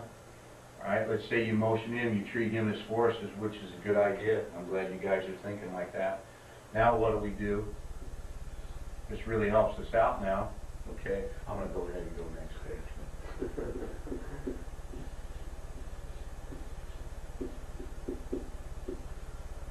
Bring you country boys to the big city. You know, I love the high-tech stuff. I'm just so used to working off the dry erase board. No. I know, I Difficult. hear you. No, give me some shit, I need it. Okay. He gets mad when we put the dry erase markers on that Yeah. $18,000 board. Oh, yeah, that would kind of send you in a tizzy. All right, so here's what you guys are bringing up, your concept of controlling that, right? Do y'all call that something? Y'all, I mean, Yeah, we go flanker short. We go flanker short. Okay, Is that just your motion, or is That's that just the our whole? motion. It's just Is our there any motion. call that tells the tight end basically, hey, we're gonna take care of force, Yeah. don't worry about it? Yeah, we used to be really, really strict on that, and anytime we identified a force guy, it'd become a boss. So we'd be running 38 boss, okay? Well, boss meant that the fullback was involved on the force guy, okay? Then if we wanted to get our flanker involved on the force guy, we called Zeus, 38 Zeus, okay? So now, 38 Zeus, we'd run, let's say, 0 weak, F short, 38 Zeus. That would have been our old nomenclature of the old days. All right. So we call that 0 weak Z short, or F short we call it. Now we go F short and we go 38 Zeus.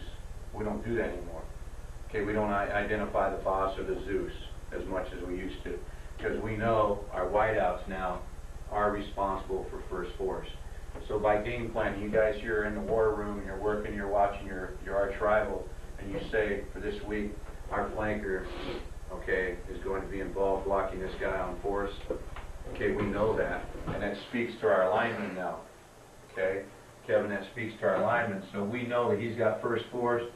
He's in a position where, you know, the back's going to have to beat him. The running back's going to have to beat him, so we're not going to worry about that. He's in a cover 3 look. Okay?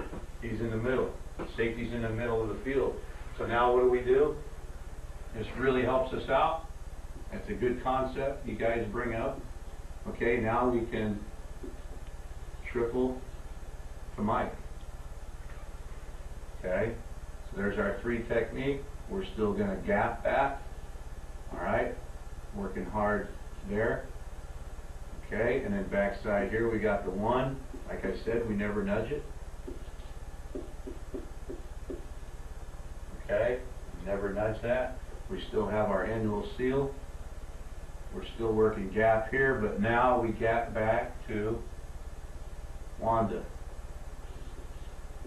So we gap back now to Wanda. Okay, and that, guys, if you can do that, that's a great concept, because what it really allows you to do, I still get a good read here, all right? And we're looking at it by front, okay? We'll declare that out, but now we're gapping back to the mic backer. We've got force handled here. Usually more solid up front, a little more of those double teams. It does, Coach, and that's what you were talking about earlier when you got up here. You know, it changes our footwork just slightly, We're a little bit stronger on it, okay? We're a little bit stronger on that. Now here lies the hard part, okay?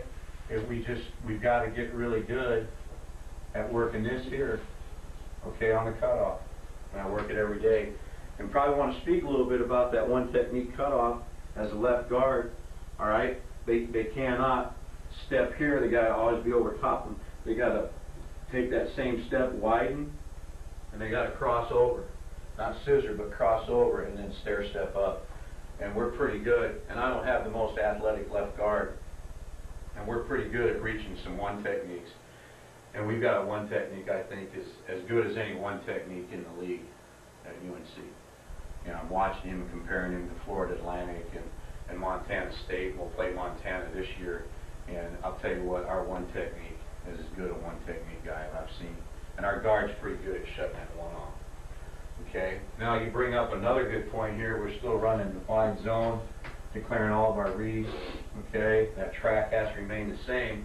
Now this tackle knows he still has that end will seal, and we're not worried about that DN now, because this guy has a better, all right, he's got a better angle of pursuit to the ball carrier.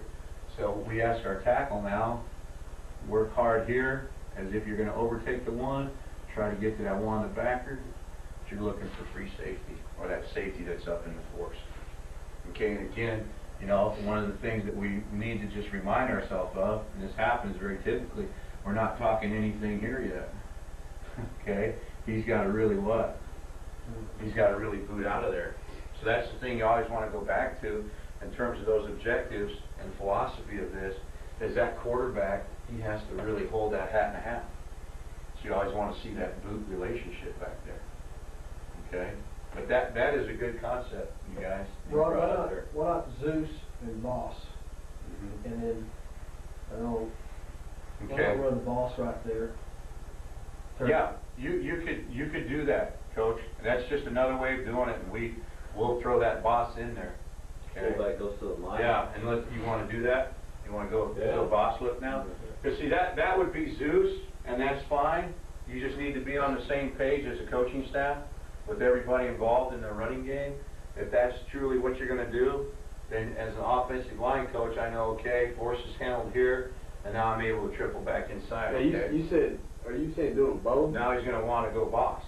Or are you just saying boss? You're not saying both of them, are you, Tim? I'm talking about fullback on Mike, and Z's got force. I'm talking about a major league double team on the end, Okay, and then the gap can be real strong back to one. okay, all right. kind of waste a guy there? I mean, or Okay, you wanna see that single front, right? We got all states 7 technique right now, we take care of unfit. I'm just, just talking. We're gonna, Yeah, we're gonna get a double, we're gonna get that triple, Seems like now you three got- double team really now, huh? That's what you're trying to get? Yeah, Yeah, I like it, I mean, I love the idea. Now, you still, you wanna, what do you wanna do with your Zeus? Z? yeah. You're gonna take him, okay, so he's next level guy? Well, I thought we were going to. Okay, we're gonna go here still? Okay, all right, so we're still there. All right, now if you go, and you wanna run boss, okay, we normally probably wouldn't do this, Okay. okay? We would not combine the two, all right? Okay. But if you did, coach, you just bring up a point here it's worth talking about. If we were to do it, always draw those guys a little deep, okay? Now, it really, what you were saying, it still allows you, okay, you get that. Now, I'm gapping all the way back to Wanda, okay? I'm gapping all the way back to Wanda because you call it boss, and boss to us puts our fullback on that Mike backer. Okay, I thought boss let that, place that tackle lock longer on the 7. I thought it would be a longer double. It would be, it would be. I mean, coach, he's got a day and a half to get to Wanda if we run this scheme.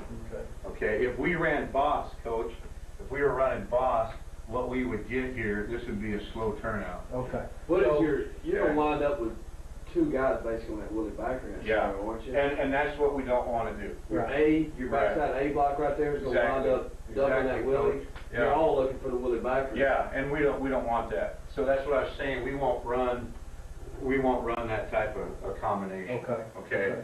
Because, yeah, I mean, you've got, God, that could be strong, you could really power that out and everything, but now he's doubling back to Wanda, and you're still trying to what? What To get about, that. So, what did you call, let's say we want to release our tight end right now, let's say that 7 technique, they're really coaching up at 7, and Yeah. even if he's a good one, they're saying, hey, don't let that tight end release. Right. You get your hands on him and he'll widen him, so we want to take that good 7 and we want to widen him so that tackle can really just take him on out and stretch him. What do you call if you want that tight end to release on the force right now? test, Test? tight end to strong safety. Okay? And here's the front, and if you want, I can show an example of that. You want to see a front? Yeah, yeah. Okay. All right. I mean, I like, I'm you here see for that you front guys. right there? Yeah. I mean, Okay. I like it in that one. I may be just thinking wrong because, No. 7 techniques a lot of times are taught to get your hands on it. So when Oh, we yeah. release that tight end outside, Right. it widens that 7 right now Mhm. and gets you moving that way So already. we'll see like an 8 technique sometimes. That strong safety give you a wide line of scrimmage. Yes. Pin back coverage. Mhm. And Okay. he may be so tight that it's hard to get that flanker or anybody else up in So there. he could be up there even tighter? I'm talking about Sam, he's on the line of scrimmage. Yeah. Okay, so you got your Sam. You're going to stop that sprint out a lot Yeah, of I'm times. talking He's about coming to... Okay. Sam's in like an 8 technique coming. Okay, so there's an 8 technique and he's coming, and you still have the same. Well, free safety. He's middle field. Okay, but he's back. Yeah. Okay, so I don't have to contend with this guy. Yellow backer inside. Okay, It'd be a split backer probably. okay. All right, now where did you have a 3 tech here? Okay, so you got your 3 there, and obviously probably here, huh? Right. Okay. All right, Sam, and you said your safety's back? Right, Okay. Your backer is backers. B gap? Okay, there's that. That'd be our Sam, Mike, what we call, we get Wanda there, we get 3 safety right there in the box. Okay? All right. So, what we're doing there, and you guys bring up a really good point, hey, my tackle now has to clear that read, and my tight end is going to stretch that Sam. There's no bones about it. I do not want that tight end messing with that DN, because we're running wide zone, okay? Again, we got the angle seal here. All right, he's reaching that, trying to get the one, but he's actually going to cut off that free safety, okay? They're going to walk that free safety in the box. Okay, we're here, you're sitting probably with a corner, maybe head up the lineman outside, funneling into the safety. Okay, he's going to go cut that. Just wide out, okay? He'll try to work that free safety. He may not get there, but that's the angle we want coach to see him on. Okay, he's going to try to get that free safety. If he can't, he just goes downfield. okay, or he looks for the corner, but he's always working in that cut wall position. So here, man, the point that I bring up is I'm not going to double with that tackle. I'm going to take this Sam and stretch him, okay? Because right now with this setting in a 7, where do we expect the ball to break? We're going to cut behind that 3. So you're gonna have 2 bases and a gap block? Yep. This would be man. All right. Okay. This will be man here. This will be gapped here. Okay. So we'll base this, and now we'll gap this in a 3. Okay. Because we don't feel, all right, this is not going to involve a slug block here, because that guard is responsible for that 3 technique. So we're going to stretch that 3. So we're going to try to get that 3 stretched, and we're going to do what with that defensive end? Man, when I get a 7 technique as a tackle, I start to get really excited. Okay, I tell my guys I get a little bit of a Woody here. Okay, because man, that's when I use that perfect technique. I got that inside tuck. If he stretches, I declare him. We've got the Johnny, Sam the hip. stretch. What's your aim point again now with the 7? With a 7, okay, if I'm setting on a 7, coach, go ahead and stand up. I'm that right tackle, okay, or whatever the case may be. If we're in a left formation, left tackle. Widen a little bit, Eric. Okay, he widens a little bit. All right. Our first step is here. I want to lose a little ground to gain ground. Okay, and now what I'm doing is my second step, no scissor. I'm bringing it right up to the crotch, and my head is going where? Outside So head. I want the same then, just a little bit as a 5. You just work out. You just get more width. Get right more there, width lose a little right bit of now. ground to get to that. Yeah, lose a little bit of ground to get there, and then boom, declare it. You basically put him in that 5. Yeah, Again, is all you're doing. that's right, coach. Yeah. Now, wouldn't they want a boss? Okay. Now, if you want to run boss here, Yes. we could do that. We could run boss. All right. Well, how are we gonna take care of the mic without it? Mike's unblocked, if not, No, it's going to be a wash. I mean, he's just gonna go with top because. But here's what we see so much. I mean, let him run out there. We want him to run out there because we're going to get, we're going to get good stretch here, right? We're going to get a good declare here, and then we're really going to handle this secondary read now, and we're cutting right there. Level. I'm going to be overtaking a second level guy. Here's what I teach my right tackle. I'm basically uncovered. I got a 7 technique set on me, okay? I'm going to use a crossover set. So I'm going to go get that mic line back. Now, if I was scooping somebody, I'd be here. I'd be here. But I'm uncovered, right? I'm going to a second level. Okay, we skinny our stance down just a little bit. And on the snap of the ball, we cross over.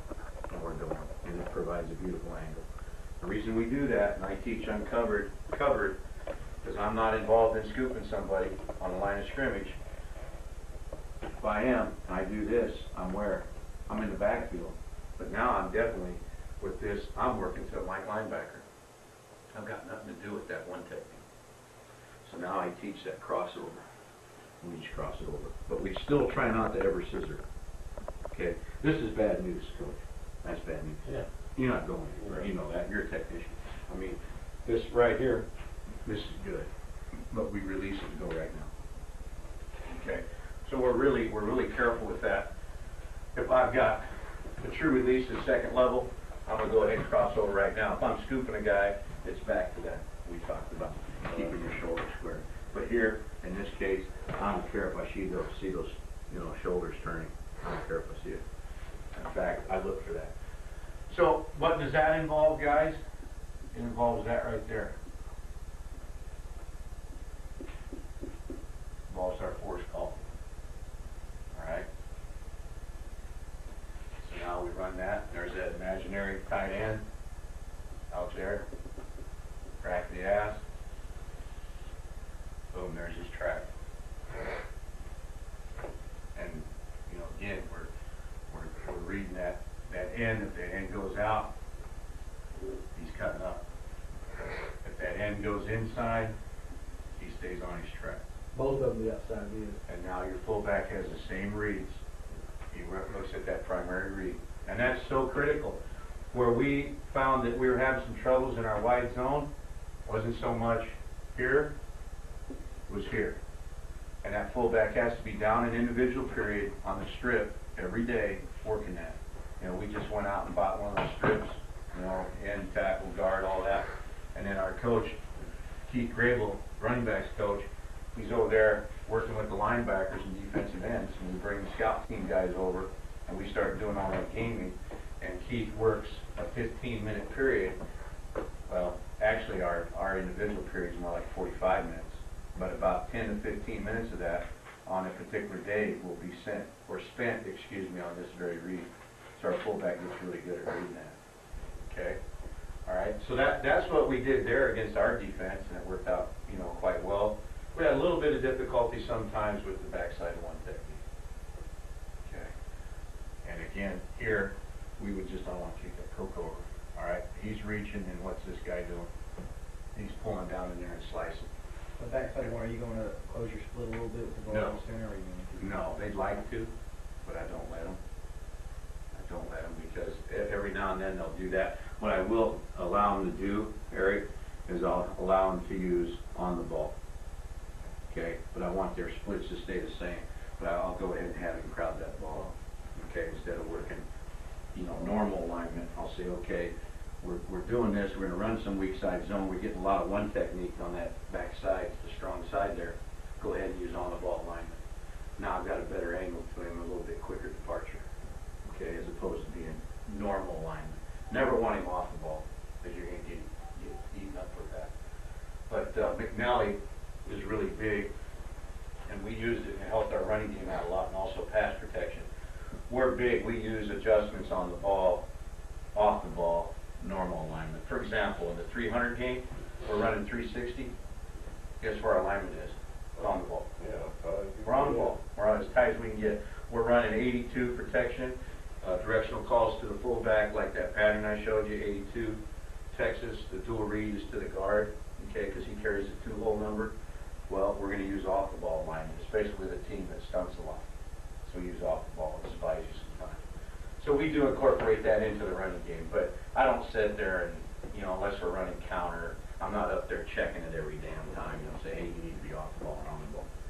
Okay, but that's what we do there, and then here's something else we did. This was the adjustment that hurt him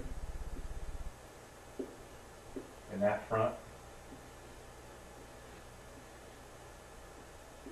Okay, we went flip.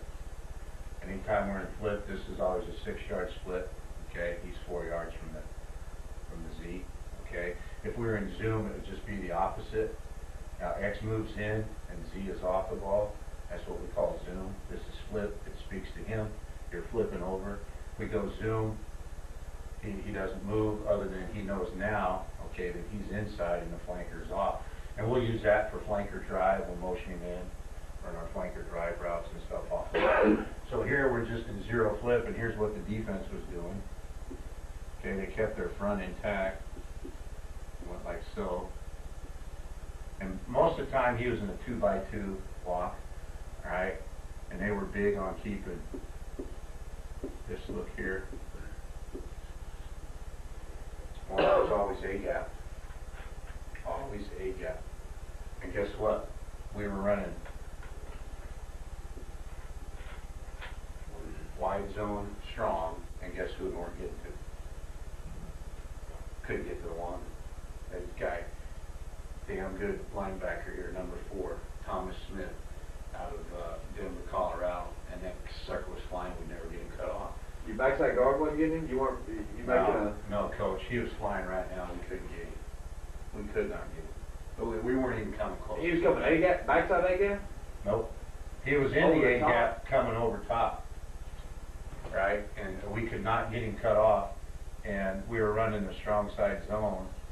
All right. And he was making the tackle. On that right there, let's say they're flying right there, you gonna chop that 3? The backside 3? The backside 3? Oh, yeah. Yeah. This is the He's same coming on thing. top when you have a pretty good little cutback alley right there on your... Yeah, we thought we would. Well, I'll I had tell you to what. stop it, I guess. Yeah, What was happening is... We were, he is such a good linebacker, and he flows so hard. He was, Playing it both. yeah, he's pretty damn good, and it was hurting us. I mean, it really was.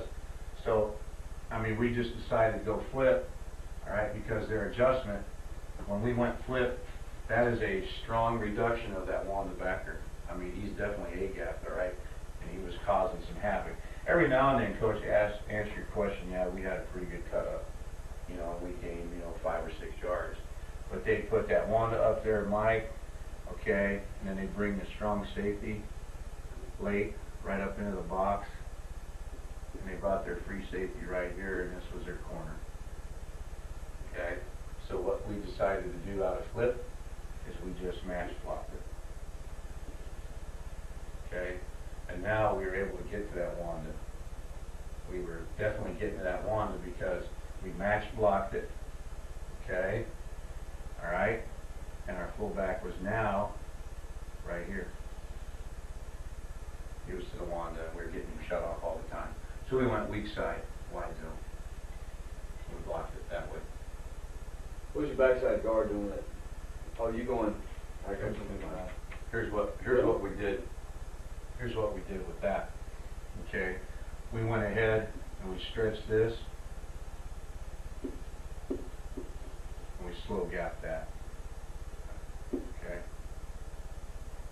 and then sometimes there's some things you change up with your center. Yeah, but the center, he's also got to watch for. He's always the fullback never goes through A gap, right? Yeah, he's always He's stepping gotta there. come He through just that slowed A, it right? down. Yeah, he just slowed it down, and we were still overtaken there. Got it? Okay, Fullback never goes A gap. right, never goes A gap. But that helped us out a lot. Let me ask you this is a question I had. Whether they did ever go A-gap, I heard Jim say that. But No. let's say we're in a wide zone there. Well, the first read, the primary read, Primary read, wide. the end. Next read, three's running wide. We're cutting.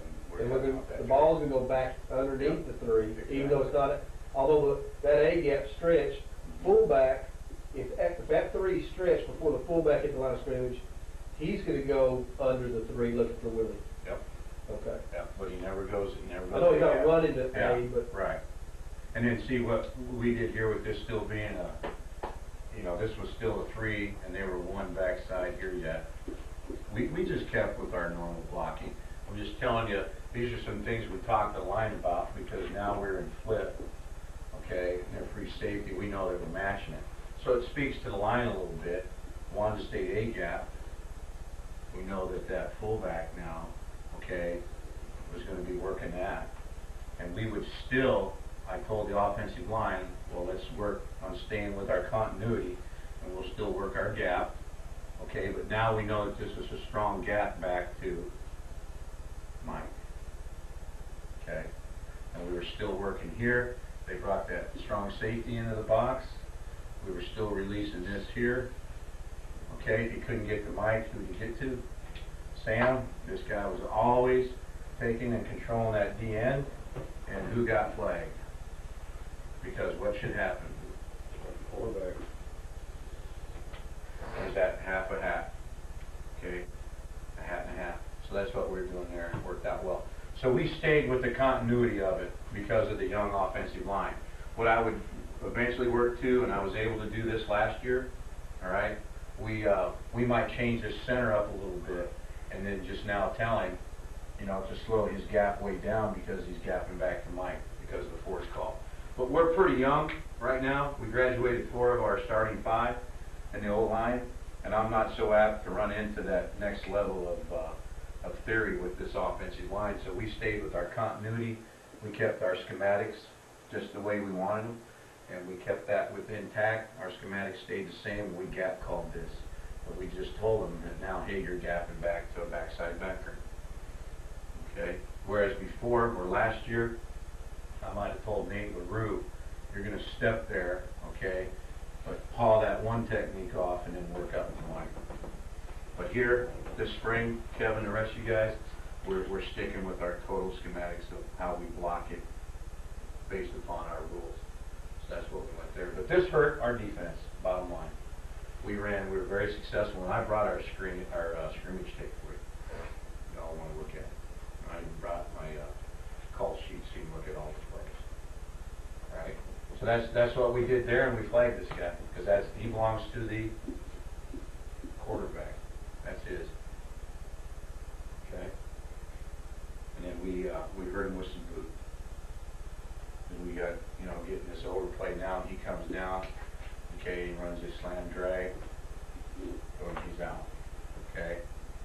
All right, and we did quarterback, he's got the deep run back at 3, okay, and then we had our deep over, and our X is running. He's got the middle over, he's got the deep over, okay? So we hurt him with some quarterback stuff, good quarterback keep stuff. And that all ties into the zone stuff. But that's what we did. We were very successful, and that goes back to what you guys were talking about earlier. You know, control your edge, determine, because we had this guy up here, and we had that guy coming. That was that front. That concerned me that you guys had me draw up. And, you know, like I told you, you can handle that with boss, and truly treat it as a boss, and your fullback's on him. And it keeps your rules intact. Keeps your rules intact, and you're able to do that stuff. Okay. All right. Let's just real quick. I want to look through here. I just want to make sure we covered everything. Because I like the old teacher in me. I just like to be very thorough and answer all the questions you have. Any questions on the tailback objectives? Okay, we looked at that, just the track. Okay. The next page, I don't know, yours might be in a different order than mine, but I've got the wide receiver objectives. And the thing that we harp with the wide receiver is we just understand their importance, and in this scheme of things, it's blocking the 8th and 9th half. So it's that force guy that we often talk about. And then we talked about already very clearly about protecting the edge with motion. We do that with our receiver, okay, with our Z, or we would do it with our fullback. Because we'll run a lot of this, guys, over here. Okay, I know I'm extremely right hand, but we draw it up to the left too, and I'll just stay like so. Okay, now if we're running boss, all right, well, we might even motion that fullback the heck out of here. Okay, we'll come back here and he has the end will seal. All right, or we might be in a 2-out. Okay, now this is a receiver, so your fullback's removed. Okay, and we're in a 2-out. Now he's got the end will seal to control the edge. So we're going to control the edge with flanker. Okay, bring the flanker across, or most 9 out of 10 times we're going to control it with the fullback. Okay, with the end will seal. But somebody's always controlling the edge, and that's the thing that's so important. Then obviously it's tied into the passing game. We talked about the quarterback objectives, you know, seating the ball at its deepest point. We talked about his clock, all right? Talked about that, the importance of the fake to hold and soften the backside. Bless you. And then we have to identify the fronts, okay, the identification of the fronts. And you'll see there in parentheses we've got force calls and overcalls. And that's when you had me draw up that front, I'd immediately tell our quarterback to over that. We're going to hold them. We're going to come back weak side. Okay, we often run, you know, we're going to run away from that strong safety in many cases, and also in that front. And I thought you guys were getting very similar to what we call a bear front, okay, where you got 8 guys in the box. And we have a whole scheme of things for bear defenses. This is what we call a bear front, okay? Yeah, we're gonna be running shotgun 5 wide to get 8 in the box. We'll have 9 guys in the box. Okay, but we'll get this, okay? And you can, we don't see it very often, but we'll get this. Okay, that could be an end if you're in a 30 front, or what you guys call a 50 front. Okay, that could be an end. We call that a pinto look. Pinto. And we're going to give a pinto call automatically in the old line, but you know, it was very similar to what you guys were building with your front earlier. We get a stretch guy here. Okay, we get a Sam here, and we still get a Mike Packer here. Okay, now Wanda's here, and Peg's here, and that would be called in our scheme of things as a 3-4 bear. Okay, it's a 3-4 bear, and I automatically tell you, if I gave you one of those game plans, and I think it was on there, we see a bear, we have bear runs. We are not going to run just any old play into the bear. Now, what would we run into this in the wide scheme of things? We'd run 38 boss. Okay, we would boss this because now, all right, we're getting what? We get this, okay, all right, now we're getting this, stretch that, okay, and our fullback is now up on the mic, and we pinto block the backside, which is what we call a gang full scoop. He gets booked because we're coming out of here with that. So if we had a bear front, boys, we'd have to turn that into boss scheme. Okay, we have to do that. With Big Bear, have you heard of Big Bear? Where the end, the strong safety would switch. The big bear. You Now got you got the end out there. No, you got the big Sam. Okay. That's what I heard on There, the big blue house, is that what you Yeah. call it? We heard. I haven't. You know, we see we see a lot of different people in there. This has been the Mike Backer against let's see, who was it? It was Cal Davis. This was Mike Backer, and this was the strong safety. Right. Yeah. When they replaced him, it was he was still kind of getting mugged, but it was from an 8 technique instead of head up. Okay. And I heard the Cowboys call it Big Bear Okay. when Richard Dent moved Yeah.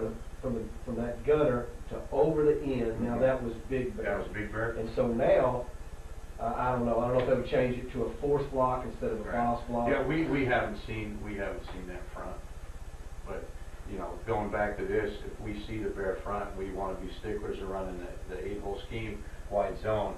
We'll have the boss block that. We played Minot State one year, Mhm. and they ran that stuff right there. Yeah. And you know, and again, it creates some problems, and that's why we look at, and a lot of our audibles against bear are right here. We're coming weak, okay? And you can see now, all you have to that weak side, you know, we A-block back to Mike, all right? We're here and here, and our fullback is now the peg. Okay, so we run a lot of weak side stuff. We'll also run the G lead. Okay, we'll G lead into the bear. All right, and if we do that, it's been a hell of a play for us. We can run G lead into it. Okay, you get that bear, what we call a 3-4 bear in this case.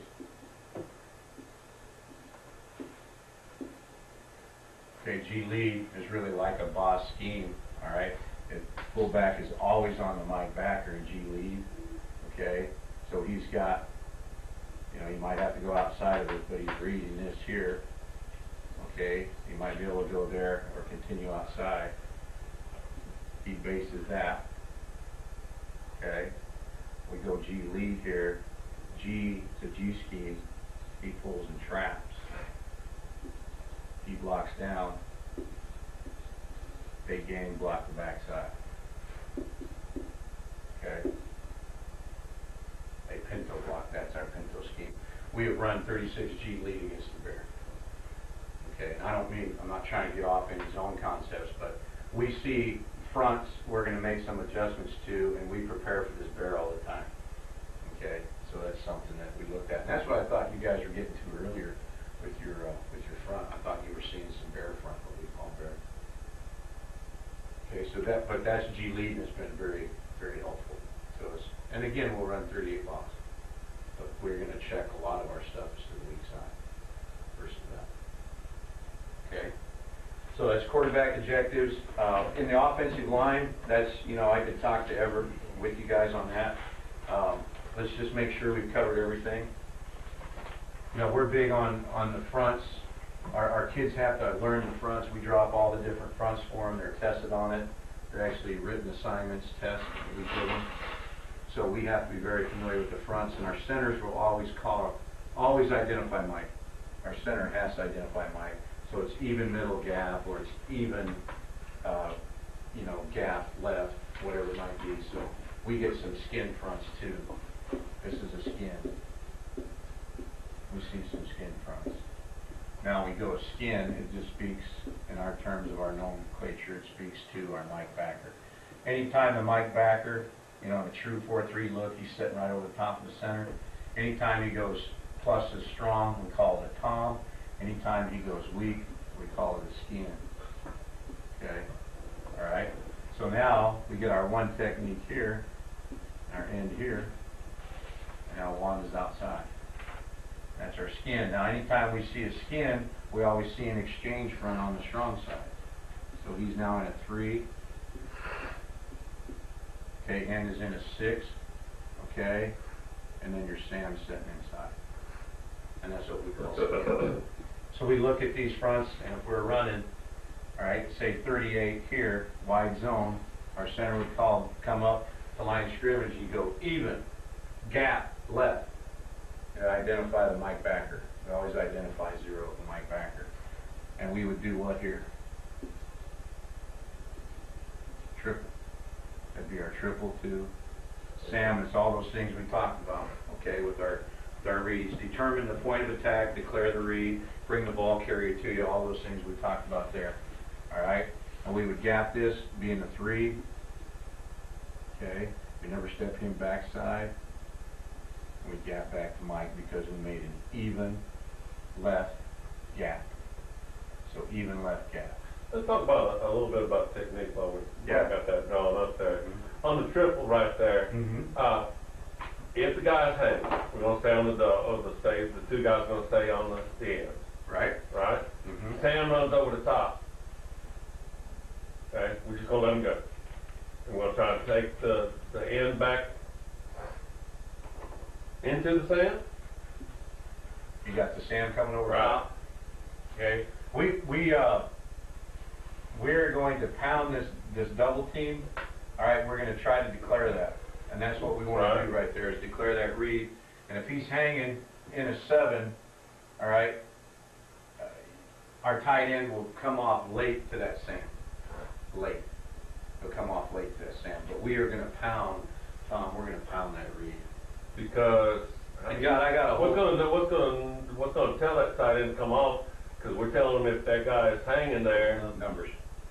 well, he sees both numbers outside. He sees both numbers, and only when he sees both numbers.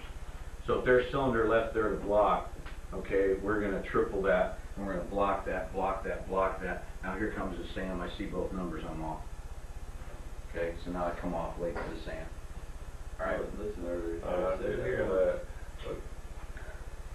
Make the man repeat himself. He's gonna win the time. No, I'm not. I'm your time. I'm in good shape. You'll be at home in bed tonight, and I'll still be asking him questions. But no, that's what we do. And man, I've got the hope that we get a tackle and a tight end on that D end. I got a hope that we can declare that. And if we can't, then damn, we got some problems in the old line. Because we do not have too many problems on our triple. We really declare a triple quite well. And then, you raised a good question.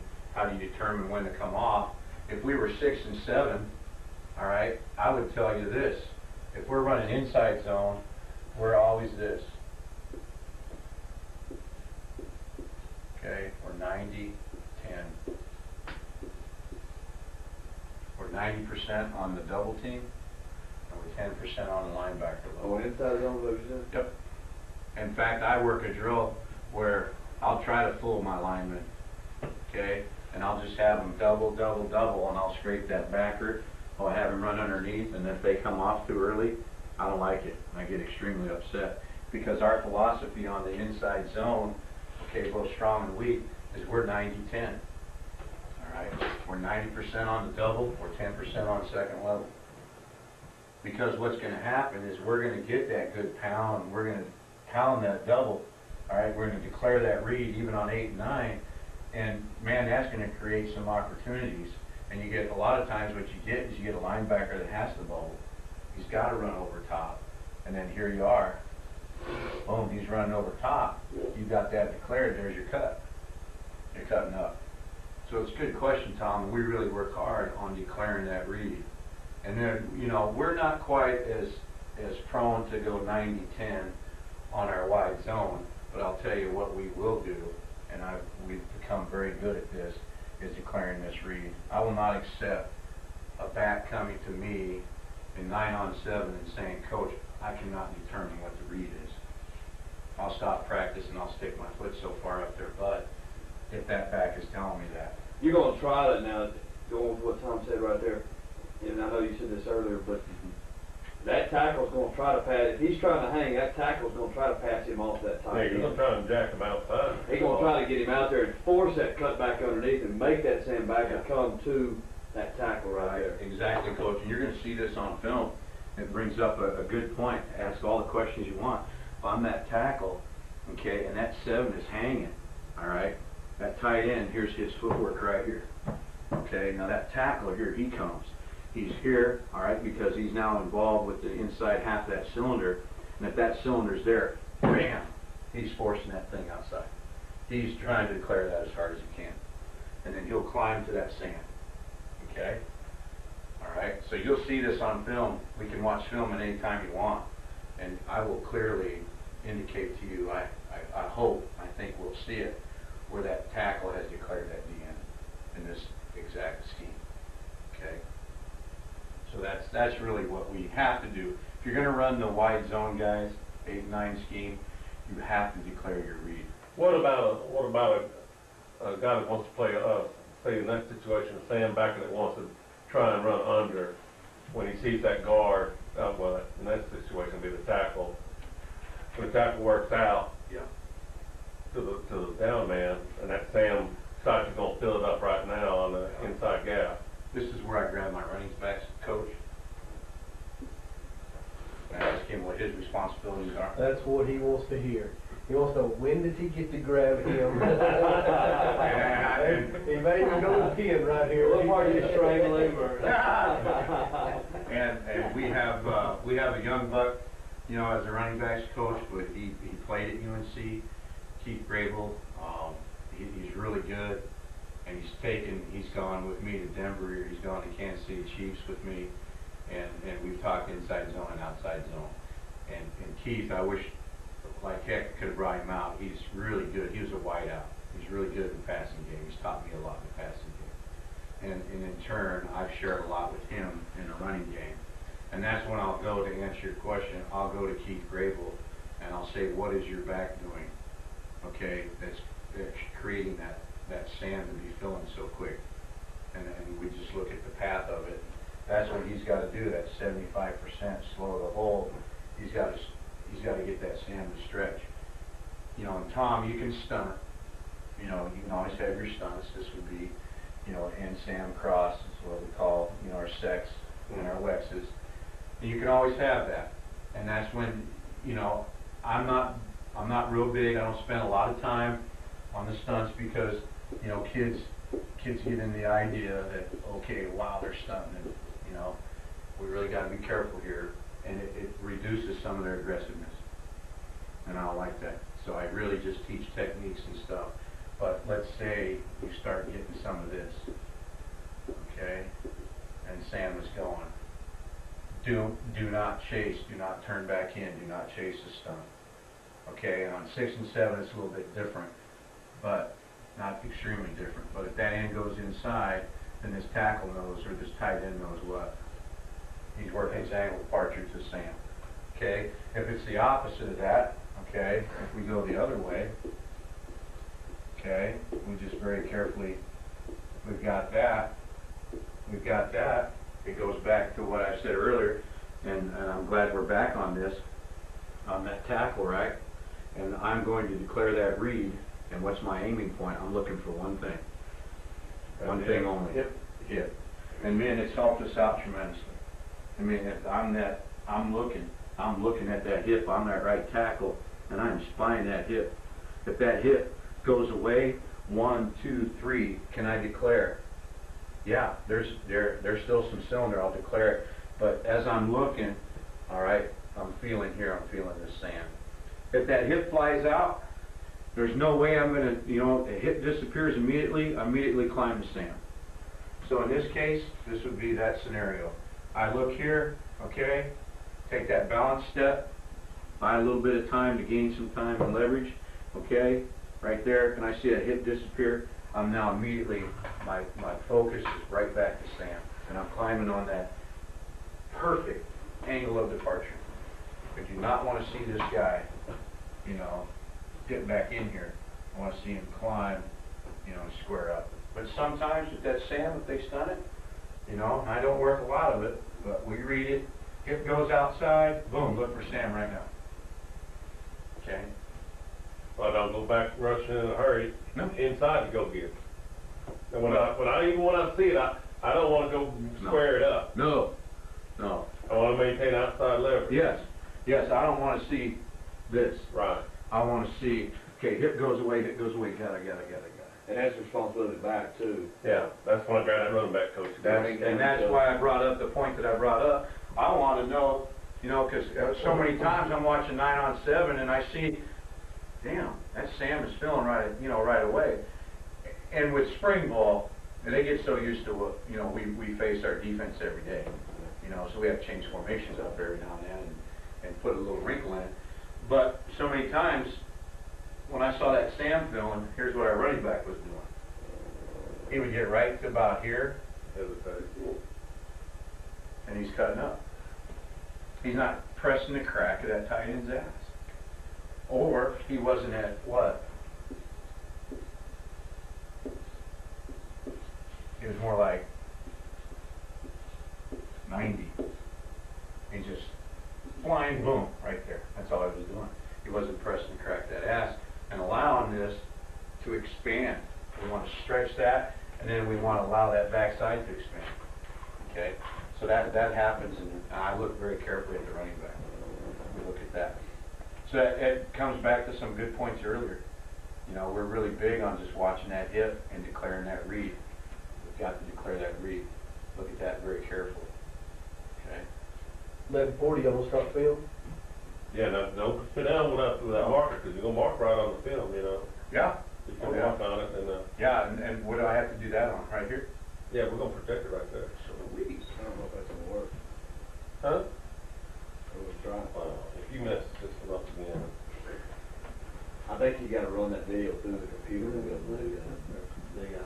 Well, I guess defense has got to know. Like on a DVD or something, that you were running through. I asked him that yesterday. I think he said you gotta go through the real player to do it, but from that VCR you can't really. You know what I'm saying? Oh, really? I wanted to show you one other thing. So this is a projector right now that, I think I'm gonna do this. Set this up a little closer, probably right here, That's on the good. film stuff and just center it on the deal. Right. As it is when we get them up there. Not even point with this. Yeah, it's, you know what I'm saying, it's gotta run through that, you gotta capture it and run it through there. Okay. We will, we'll give a test call here.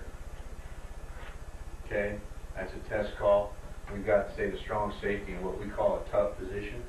So we got an exchange here, basically, a 4-3 exchange, strong safety tough, 38.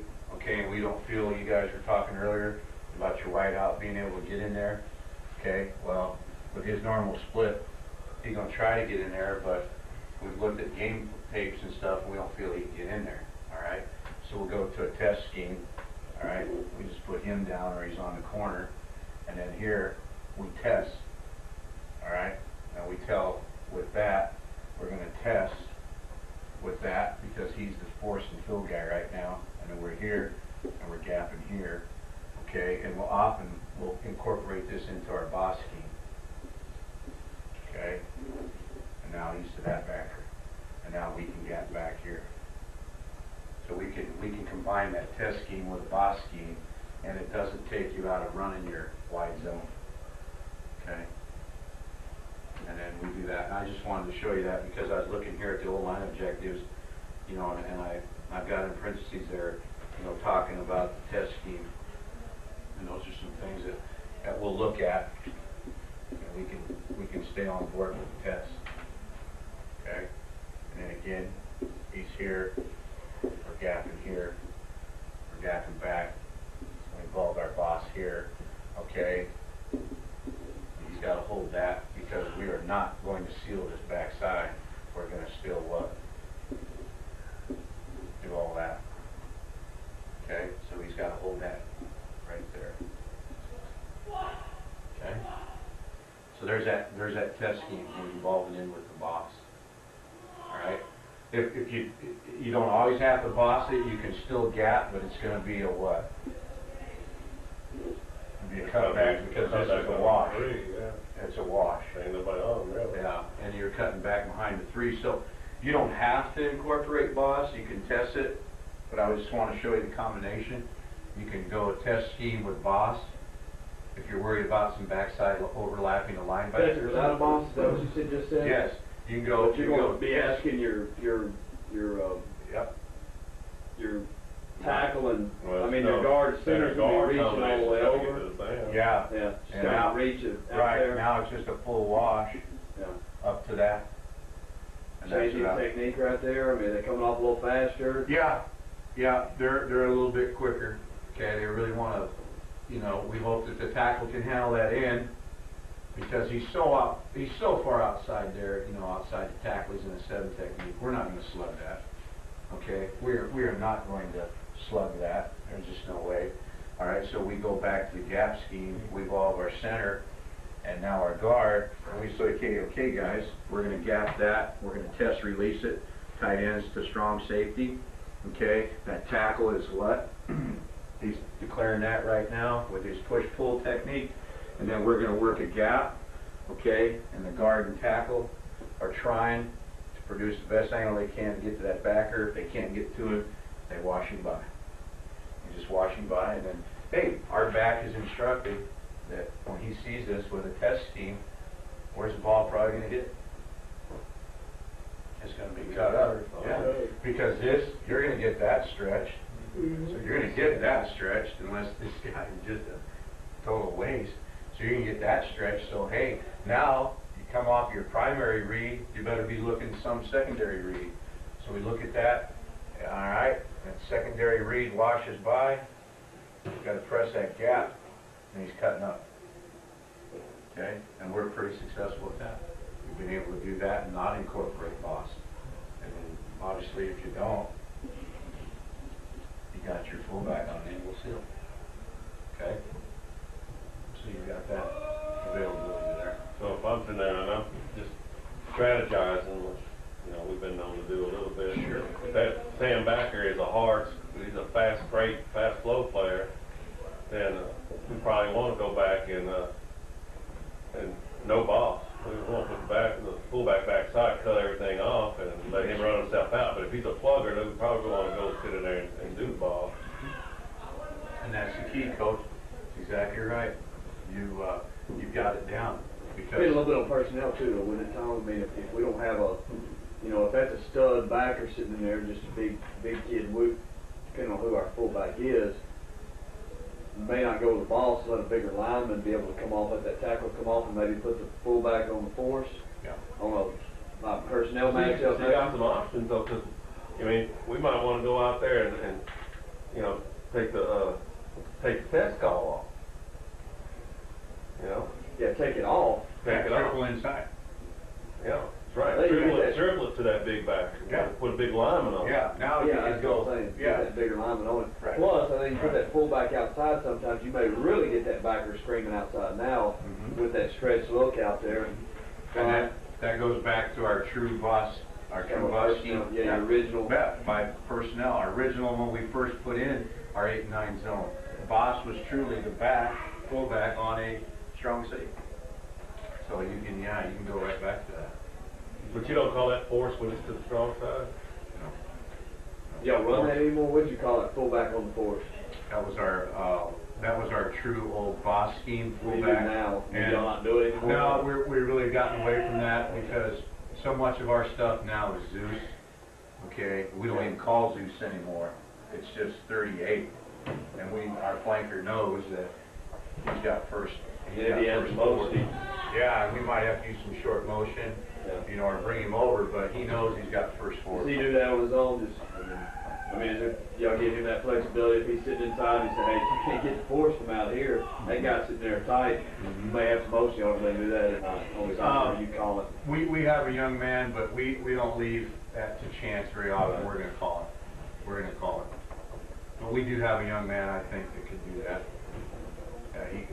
That would be our 81 at Vincent Jackson, but I don't feel very comfortable with it, so it's called. We use flanker short motion or flanker counter motion. We like to use a lot of counter motion. Softens this guy up, okay? And he's got to, excuse me, yeah, he's got to cross the center in our counter motion. He's got to cross here, and then he counters back, boom. Now we got him on the force.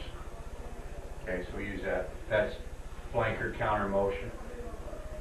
Or you can run it out of flip. You can go 38, all right, 0 weak, flip, 38, but we'll go F, right. Okay, so now we're bringing our flanker back over for force. So we use a lot, you know, we're going to control the edge with our motion stuff. So we do there. Okay? But I think the big thing, again, just kind of surmise our overall schematics of this is, if I leave you with one thing, and I'm truly, you know, my expertise is in the running game. It truly is in the running game. I'm not going to lie to you guys. And I truly, really stick on that declaring the read. And that's why we use a lot of this stick slug. If I get a one technique player, my center is going to control that one technique. And I'm going to slug to that bubble. And I'm going to declare that read. I hope you see it here on the film. All right? And then what do? You take care of the schematics on the onside. You get the stretch going. Now, man, you've got to look very carefully at your backside in the offensive line. Are they cutting? Are they expanding that backside? Because if they get it cut right now, think about it. You've stretched this, so work with me here. I've stretched this. I've cut this off. Okay? You get a lot of defenses. What do they think they're doing? They think that back is cutting back. He's not cutting back. Yeah, he's just cutting up, but you expanded that backside with your cut block. And that's why we work those cut blocks every damn day. And, you know, at one time, hell, we were in a drought for the last 3 years. I had to get mattress pads out there because the ground was so hard. We were just wrecking the hell out of our elbows and stuff and knees. And I had the kids working their cuts, you know, into a mattress pad. We got a little gymnastics pad. Put it out there, and, you know, it was an old one, so they could run on that and work their cut. And we, you know, we had to do it because it was, you guys don't, shit down here, it's green as hell. But, man. Not in West Texas. We, yeah, we had a scrimmage, our very first scrimmage, man, it was a dust bowl. It was so dry. So, you know, it was hard to work the cuts because our kids, you know, college kids can be there. They're always cutting them all cut up. I'm not talking about that. So I said, well, we'll nip that in the ass. So the next day I brought out 5 of those big mattresses. They're like, ah, shit, coach. We were going to cut. All right, so that's the keys to the schematics. You know, take care of that stretch, expand that backside with the cut. And you know, Alex Gibbs, if he was here, you know, he'd tell you, you know, 9 out of 10 times they're always going to incorporate that center working play side. But now you get some boss concept things in there. You can slow it down, working to the backside gap backer. You know, you can gap back and things like that. But Alex is big on that. Oh yeah. All the drummers out there? Oh, okay. I'm gonna have to show this to Coach Dalton. Well, Yeah. we just got it back up and running the other day, or there's really some neat things you can do, because Hope I didn't screw you up with this. No, I was trying like crazy. because you can import things into it. If we'd had more time, you know, like you could take formation, put it up there, and save it. Yeah, and then that's what I was noticing over here, 15 of 15 already. Yeah, and you can touch come it right back, back to it. and Yeah. and you can use templates, see where you can erase things and just have the formation drawn up. But And I think blank, you can just go blank right there below you, Uh-huh. and you don't have to save that thing. It just blanks it. Mm-hmm. You don't have to keep adding. And you can blank off what you don't want to, I guess, right? yeah, don't blank no more. Don't blank anymore. I'm not. I'm going back. Okay, so we want to Very say blank, yeah. we're gonna say. I just hope that you can get something out of the Yeah. drawings. Yeah, we can. We'll save.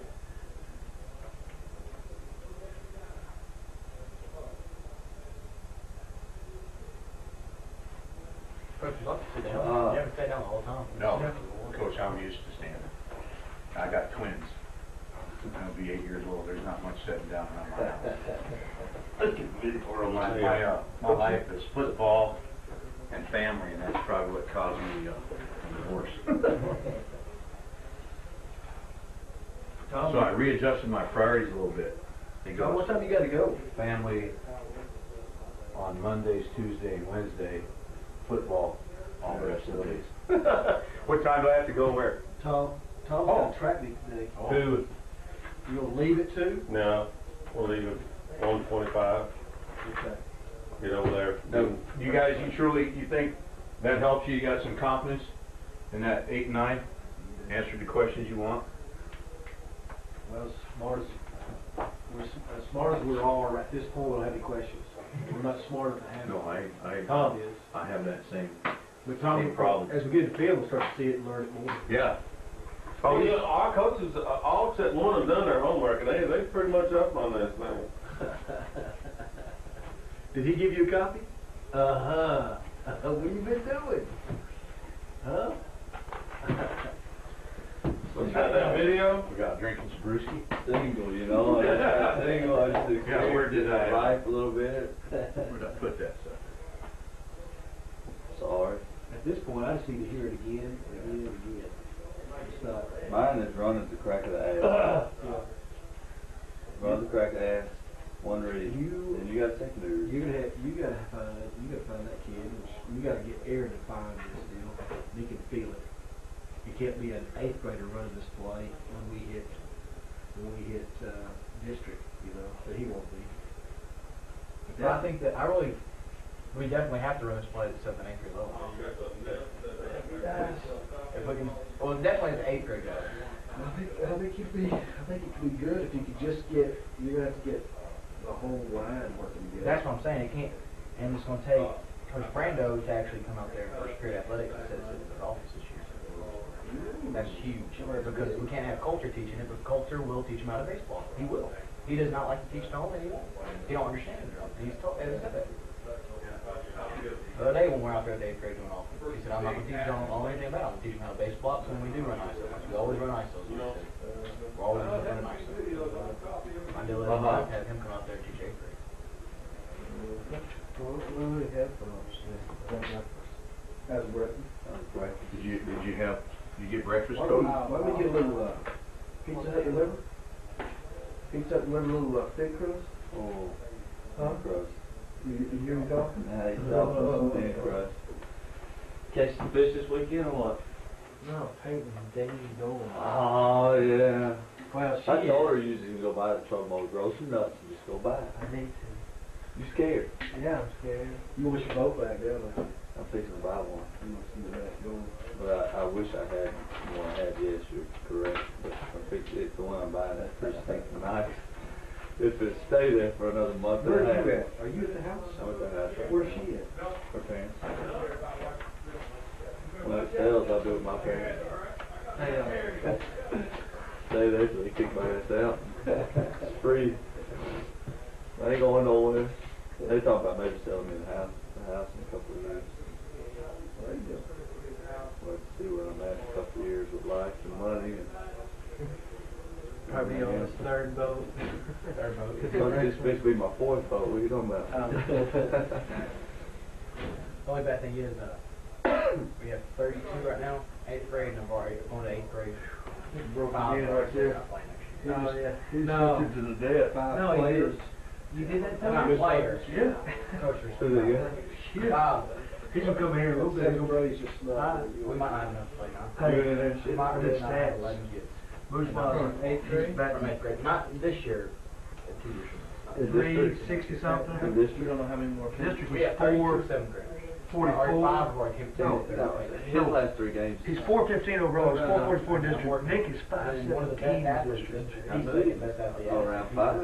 At one point, you said he was 550. Basketball. But he's getting 1 hit a game. Yeah. Sometimes 2. The tall kid? Hey, He wants to do your basketball. That's good. but So we're getting up there a little bit. He's What's the the only team? quarterback we had.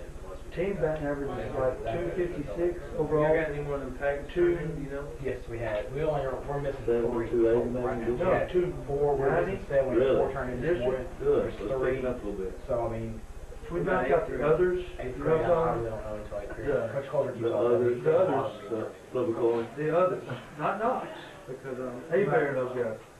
Team was like 270, 280, and District 320. Good. Way better than we were. We're getting there. Getting there. We're getting there. We just don't know how to win. Oh, we're in, man. We're in. Bonus ball. Huh? At least 1 week out of it. Hey, which tape do you have of Alex Gibbs on the white zone? This one? Gilman. Oh, I gotta send you another one. Oh, yeah? Oh, I didn't know there wasn't another. Yeah, buddy. Took me 3 years to find that one. Coach, Kate Halton coached in Denver for Oh, yeah? 4 years, buddy. I got some Alex Gibbs tapes. I got about 5 of them. 3 of them are on the white zone. They're different than that one. I'll send them to you. I'll dub them. I'll send them out. Coach, I'll take you to the casino. Let you borrow my wife for a little while, will you?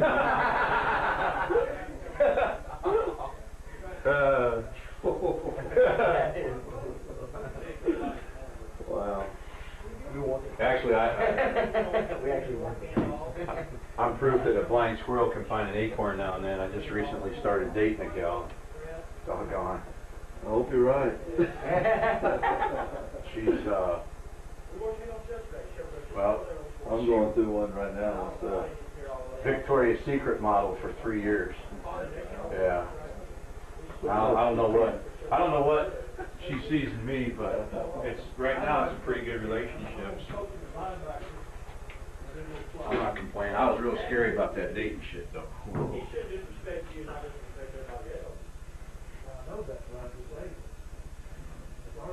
Kind of nervous about it myself, getting out there. You should have came to that. You should have came to that home party with me last week at the Cowboys. Tell Coach Keelan, Coach Keelan told me, It is nothing Life but could be King even Street. better. That goes where He was people head can't coach go at all of them. Lubbock, Uh-huh. and he was in Amarillo playing the game, which is an hour drive, hour and a half drive. So when he gets back from the game at night, his house is cleaned out, and all 4 kids are gone. He never saw it coming, but it happened. Yeah. You know. And so now he's married another girl for a long time, for 20-something years, and they've had a kid too. So. Good buddy of mine that I coached with and taught with. Well, actually, I didn't coach with him, but I'll tell you how I got to UNC. I came up and did my grad work up there. I was headed to CU, but didn't want to be a mail guy, running mail and washing cars. So I went up and interviewed for Dalton, and he hired me right away that day.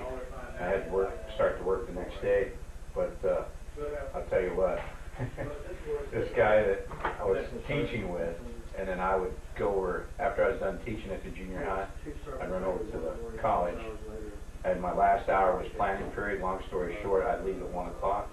I make all my 2 o'clock meetings and stuff. And this good buddy of mine that I taught with at the junior high, his name was Jeff Filler. He came home, he lived in a really nice trailer, double wide. He came home one afternoon, and all that was left was a suitcase and the stairs. Oh, wow. She had a guy come out, take the jacks off, hook it up on a big truck, took it down the road. Jeez, lovely. He said he came home and he saw a set of stairs leading up to the house with a suitcase. He knew it was over. I was like, Jeff, what was your first clue? You had to get out of the car. Yeah. No labels, no cassettes. Well, Trying to make do. I'm gonna say marriage. This. No longer. Coach. What are you doing? Dropping his film. It's been a sweet Well, we deal. take So there is life. 5 years ago There is games. life after. Well, we got plenty of tapes.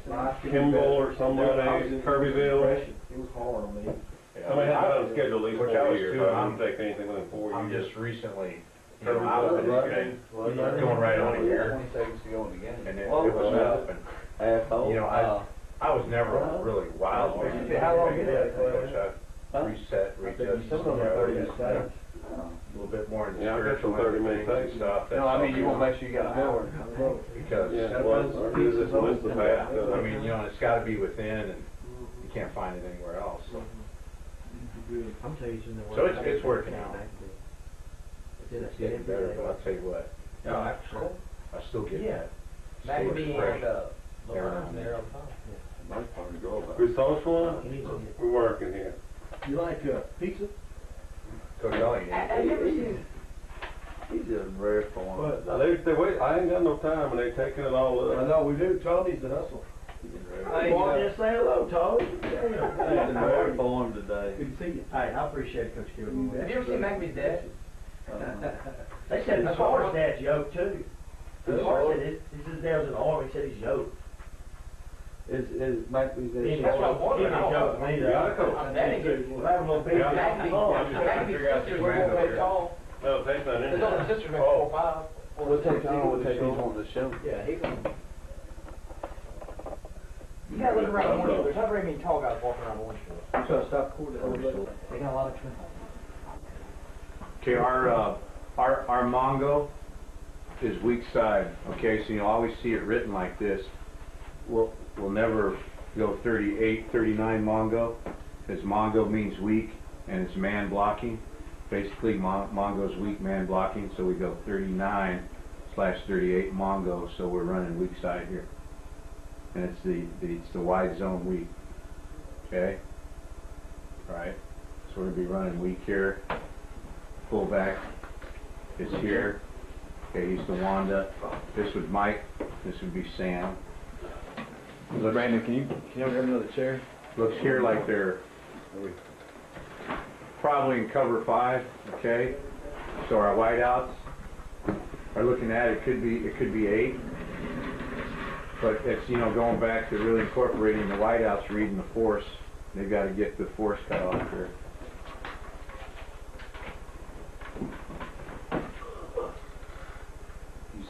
Okay, now this was pretty decent here.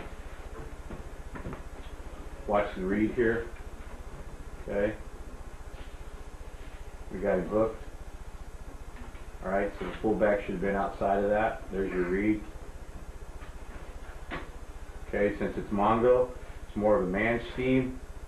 That fullback's pass a little flat. Yeah, coach, it is. Come right off the tackle. Yeah, you guys, I apologize for maybe hitting the wrong button a little bit.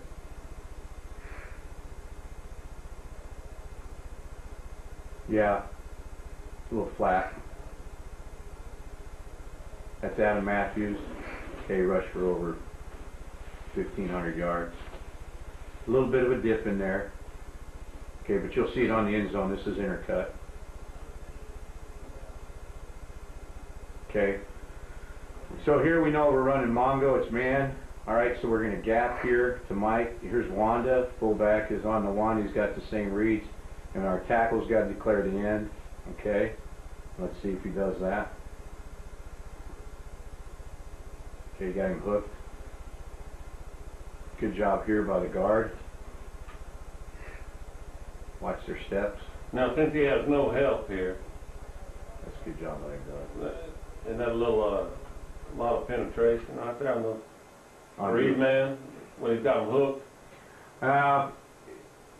Yeah, and that's where you get that dip on that back. A little too much penetration, and you go back and you look at that.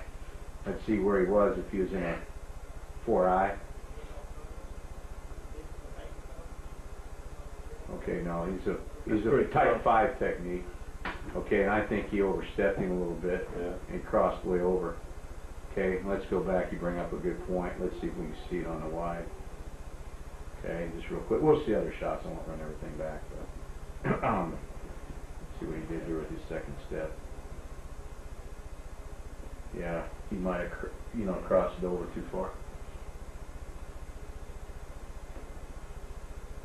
Watch the wideouts.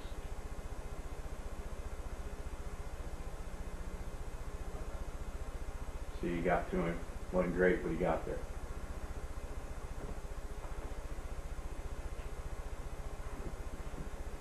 Okay, again now we got 38 Mongo on. Alright, so there's that fullback. There's a nice cut by that fullback. That's Ronnie Scott, 260-pound fullback. Are you pulling your guard? Really, it looks like it, but no, we're not. I don't like the, well, you know what? We might have thrown in, it's my center. I gave him the green light now and then. Okay? This guy had some feet. So he came all the way around to the backer. Looks like a front we might see right there. How was that, 9? Yeah. Okay. All right, so fullback's here, all right, for man here, and the center should be gapping here to here, and I believe this guy slanted in. Oh, center just came around it. Yeah, why didn't they gap it? Just a game plan deal? Yeah, and then Nate LaRue, our offensive center, coach, he thought he was a speed demon. Right? And on that weak side, Mongo stuff, man stuff, he would sometimes horn it, what we call a horn. And so it was somewhat game plan. Okay, here we are, we're setting in a 0. Okay, so here's your flanker, there's your X, your true 0. Okay, run Mongo. So we're up top. Great job by the left guard.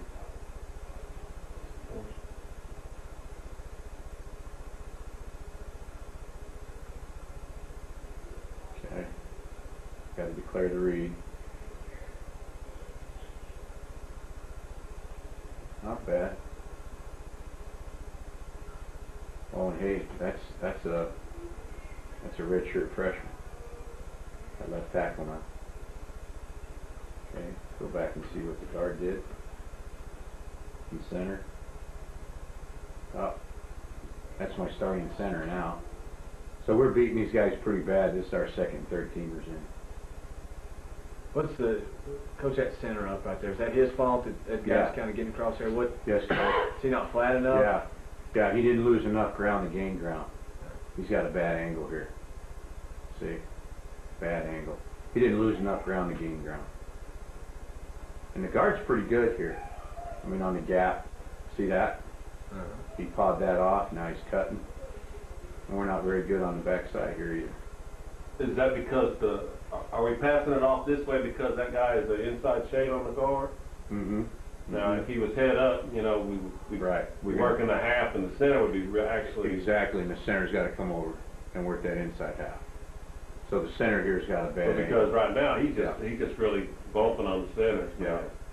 Let's see what the wideout did. I mean, to be honest with you, man, the reason our run game exploded was because of these guys.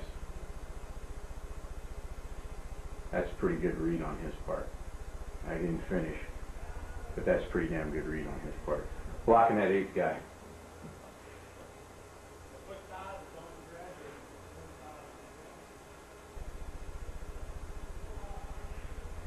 Did you go over backside guard and Mhm. tackle there? Mm-hmm. I will. Mm-hmm. I was expecting Okay. the backside tackle Mm-hmm. to be working to cut, and I thought the backside guard would be coming off. Yeah, and we got some young guys in there. Let's see. Haha. Exactly right, coach. They didn't handle it exactly the way you'd want it to be.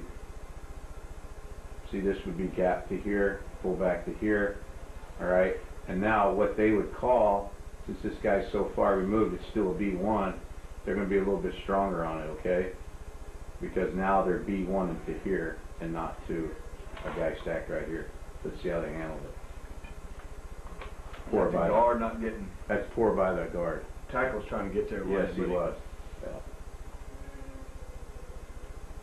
Now, Western State, they ran, 8-man front on us all the time. Okay, so we had to go. Anytime we go Mongo, we go force call, and I didn't bring this up, and I need to bring it up now. Our fullback, even if we say called a 0 or a 1, he always goes to a weak set. Okay, so he'll always motion to a weak set. Allows him to get out here. Pretty good cut by the back.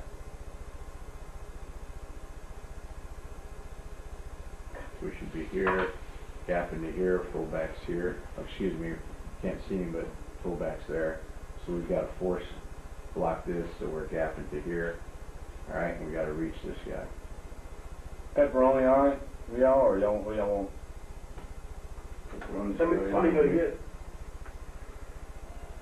Couple of big ones. Now here's Tom, where that Get one sausage. left tackle Or should use Crossover. crossover. Right. sausage. Okay, He's got one technique. Yeah. He's not really Anybody gonna eat Right. scooping at all. Right. See Anybody his else? angle. I bet if it's sitting here, it'll Eat what? See, Thin crust. he didn't quite get there. Uh-huh. Brandon, Stay what's on the it, on? yeah. Is that what you said? For Domino's? You saw? Yep. Okay, yeah, good. Guys, I'm trying to talk a little football here. I can stop the smorgasbord. I think it's 6886.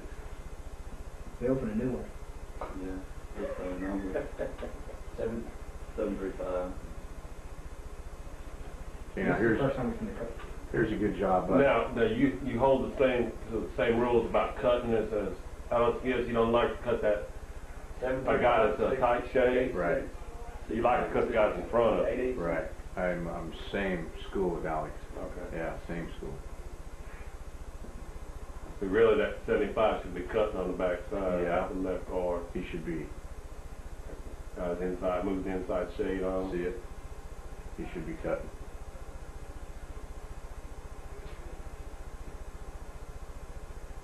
Yeah, we see that front. I know what he called right there. He went for force. Is that wrong?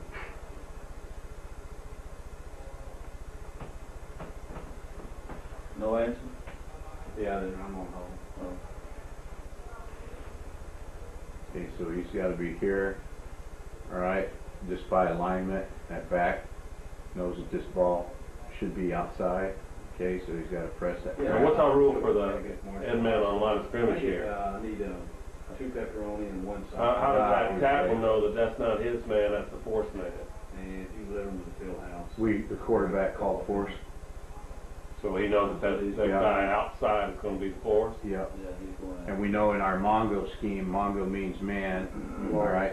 So with the force call, bingo. Yeah. He knows that he's got the force. The tackle should have got the back. And now what we should do here at the tackle, with this being almost a 4-eye, this tackle should have been climbing a little sooner to this backer. Because the fullback's here, Okay, thank you. these two have these two. And watch, if the tackle climbed a little bit earlier, we'd been in much better shape. Right. Okay? Should that tackle be chasing inside like that? No, sir, and that's what we were just Is that what y'all talking were about. saying? Yeah. See that hip disappear? See? And I don't like what he did there. He got turned inside and he's not going to get off in time. See it? And we outran everything, but look at the backside. So these two to these two, okay, and we should be cutting on the backside. We've got some cuts.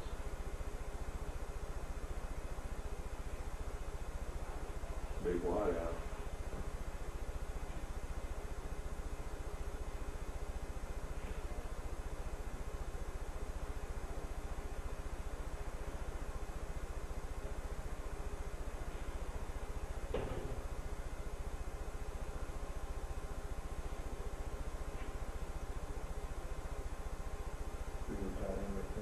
Okay, I'm sure the quarterback's giving a force call. Okay, they rolled. Why didn't you gap that?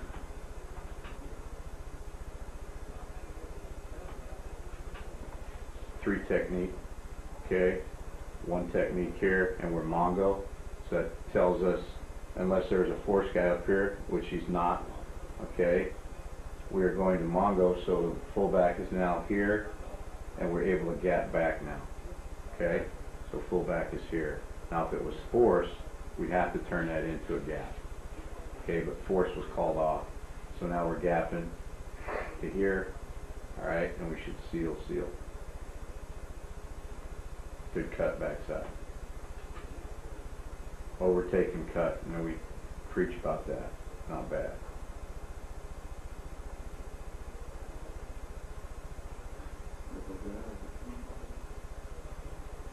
I like that one right there. We can do that. We can do that. We're back to run that. I think so. Get a little coach, you know. Yeah, gotta give you a little shove. That looks like an ISO to you, and I know you love that play. That's the job of the receiver on the top. Yep. Now here, now we're getting to where you start to see some declare. This is our starting left tackle. Okay, watch here. Boom. Great declare. See that? Bring the back to you.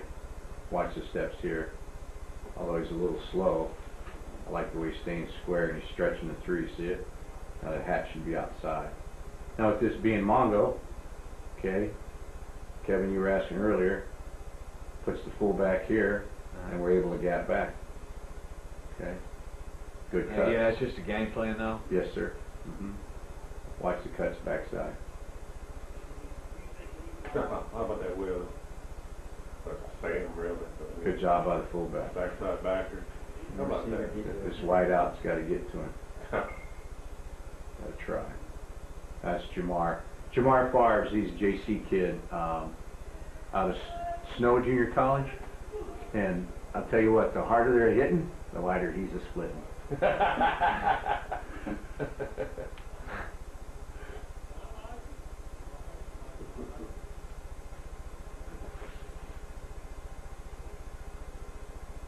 Yeah, I don't like the angle of the center here. Okay. This is still Mongo. Okay. We got a backside problem. Whoa, baby. Don't do that to me.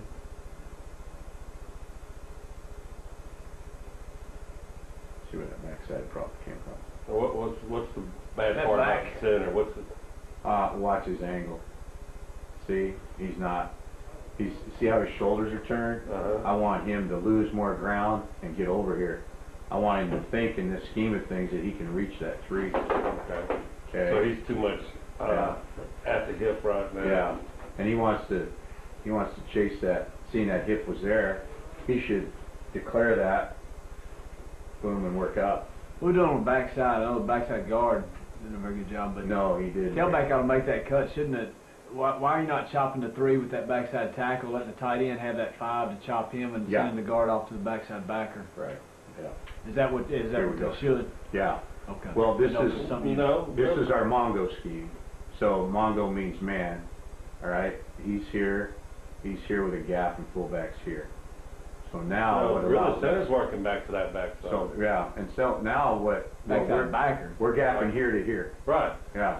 So So now we can we can start seal, out on those seal, those back two. and sift. He should be sifting.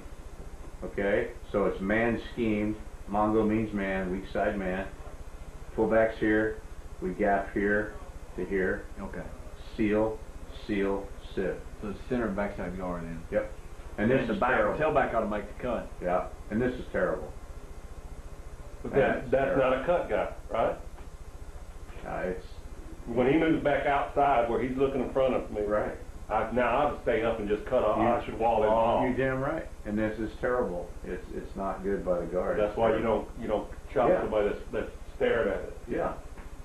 You got leverage on him. Why chop him? That's right.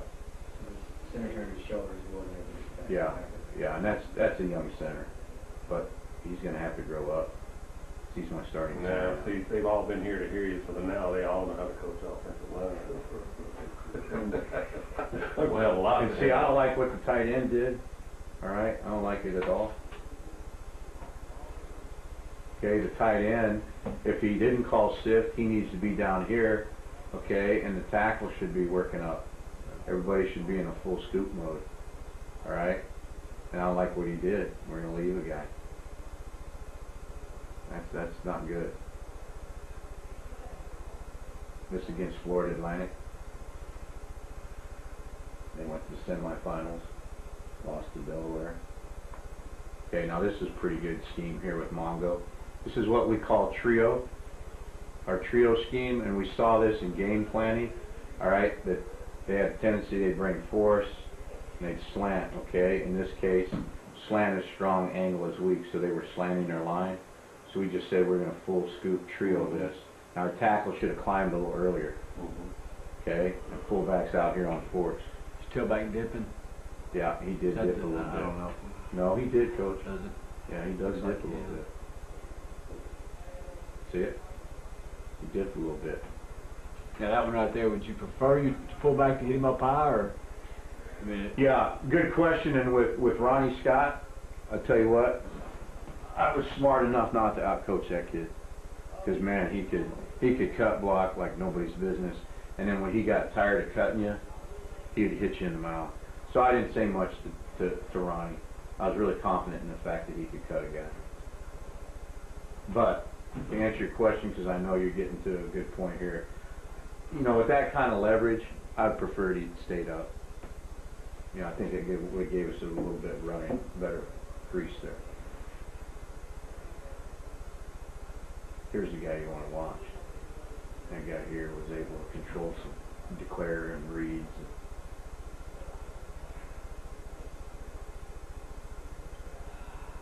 He's been a little speed to me. Yeah, he just ran a 4.39.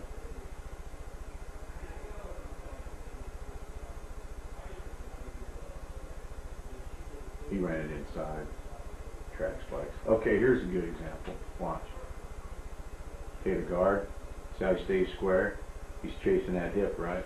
Watch what happens to the hip. Now climb. Now, he didn't finish very well. But he did a good job here. So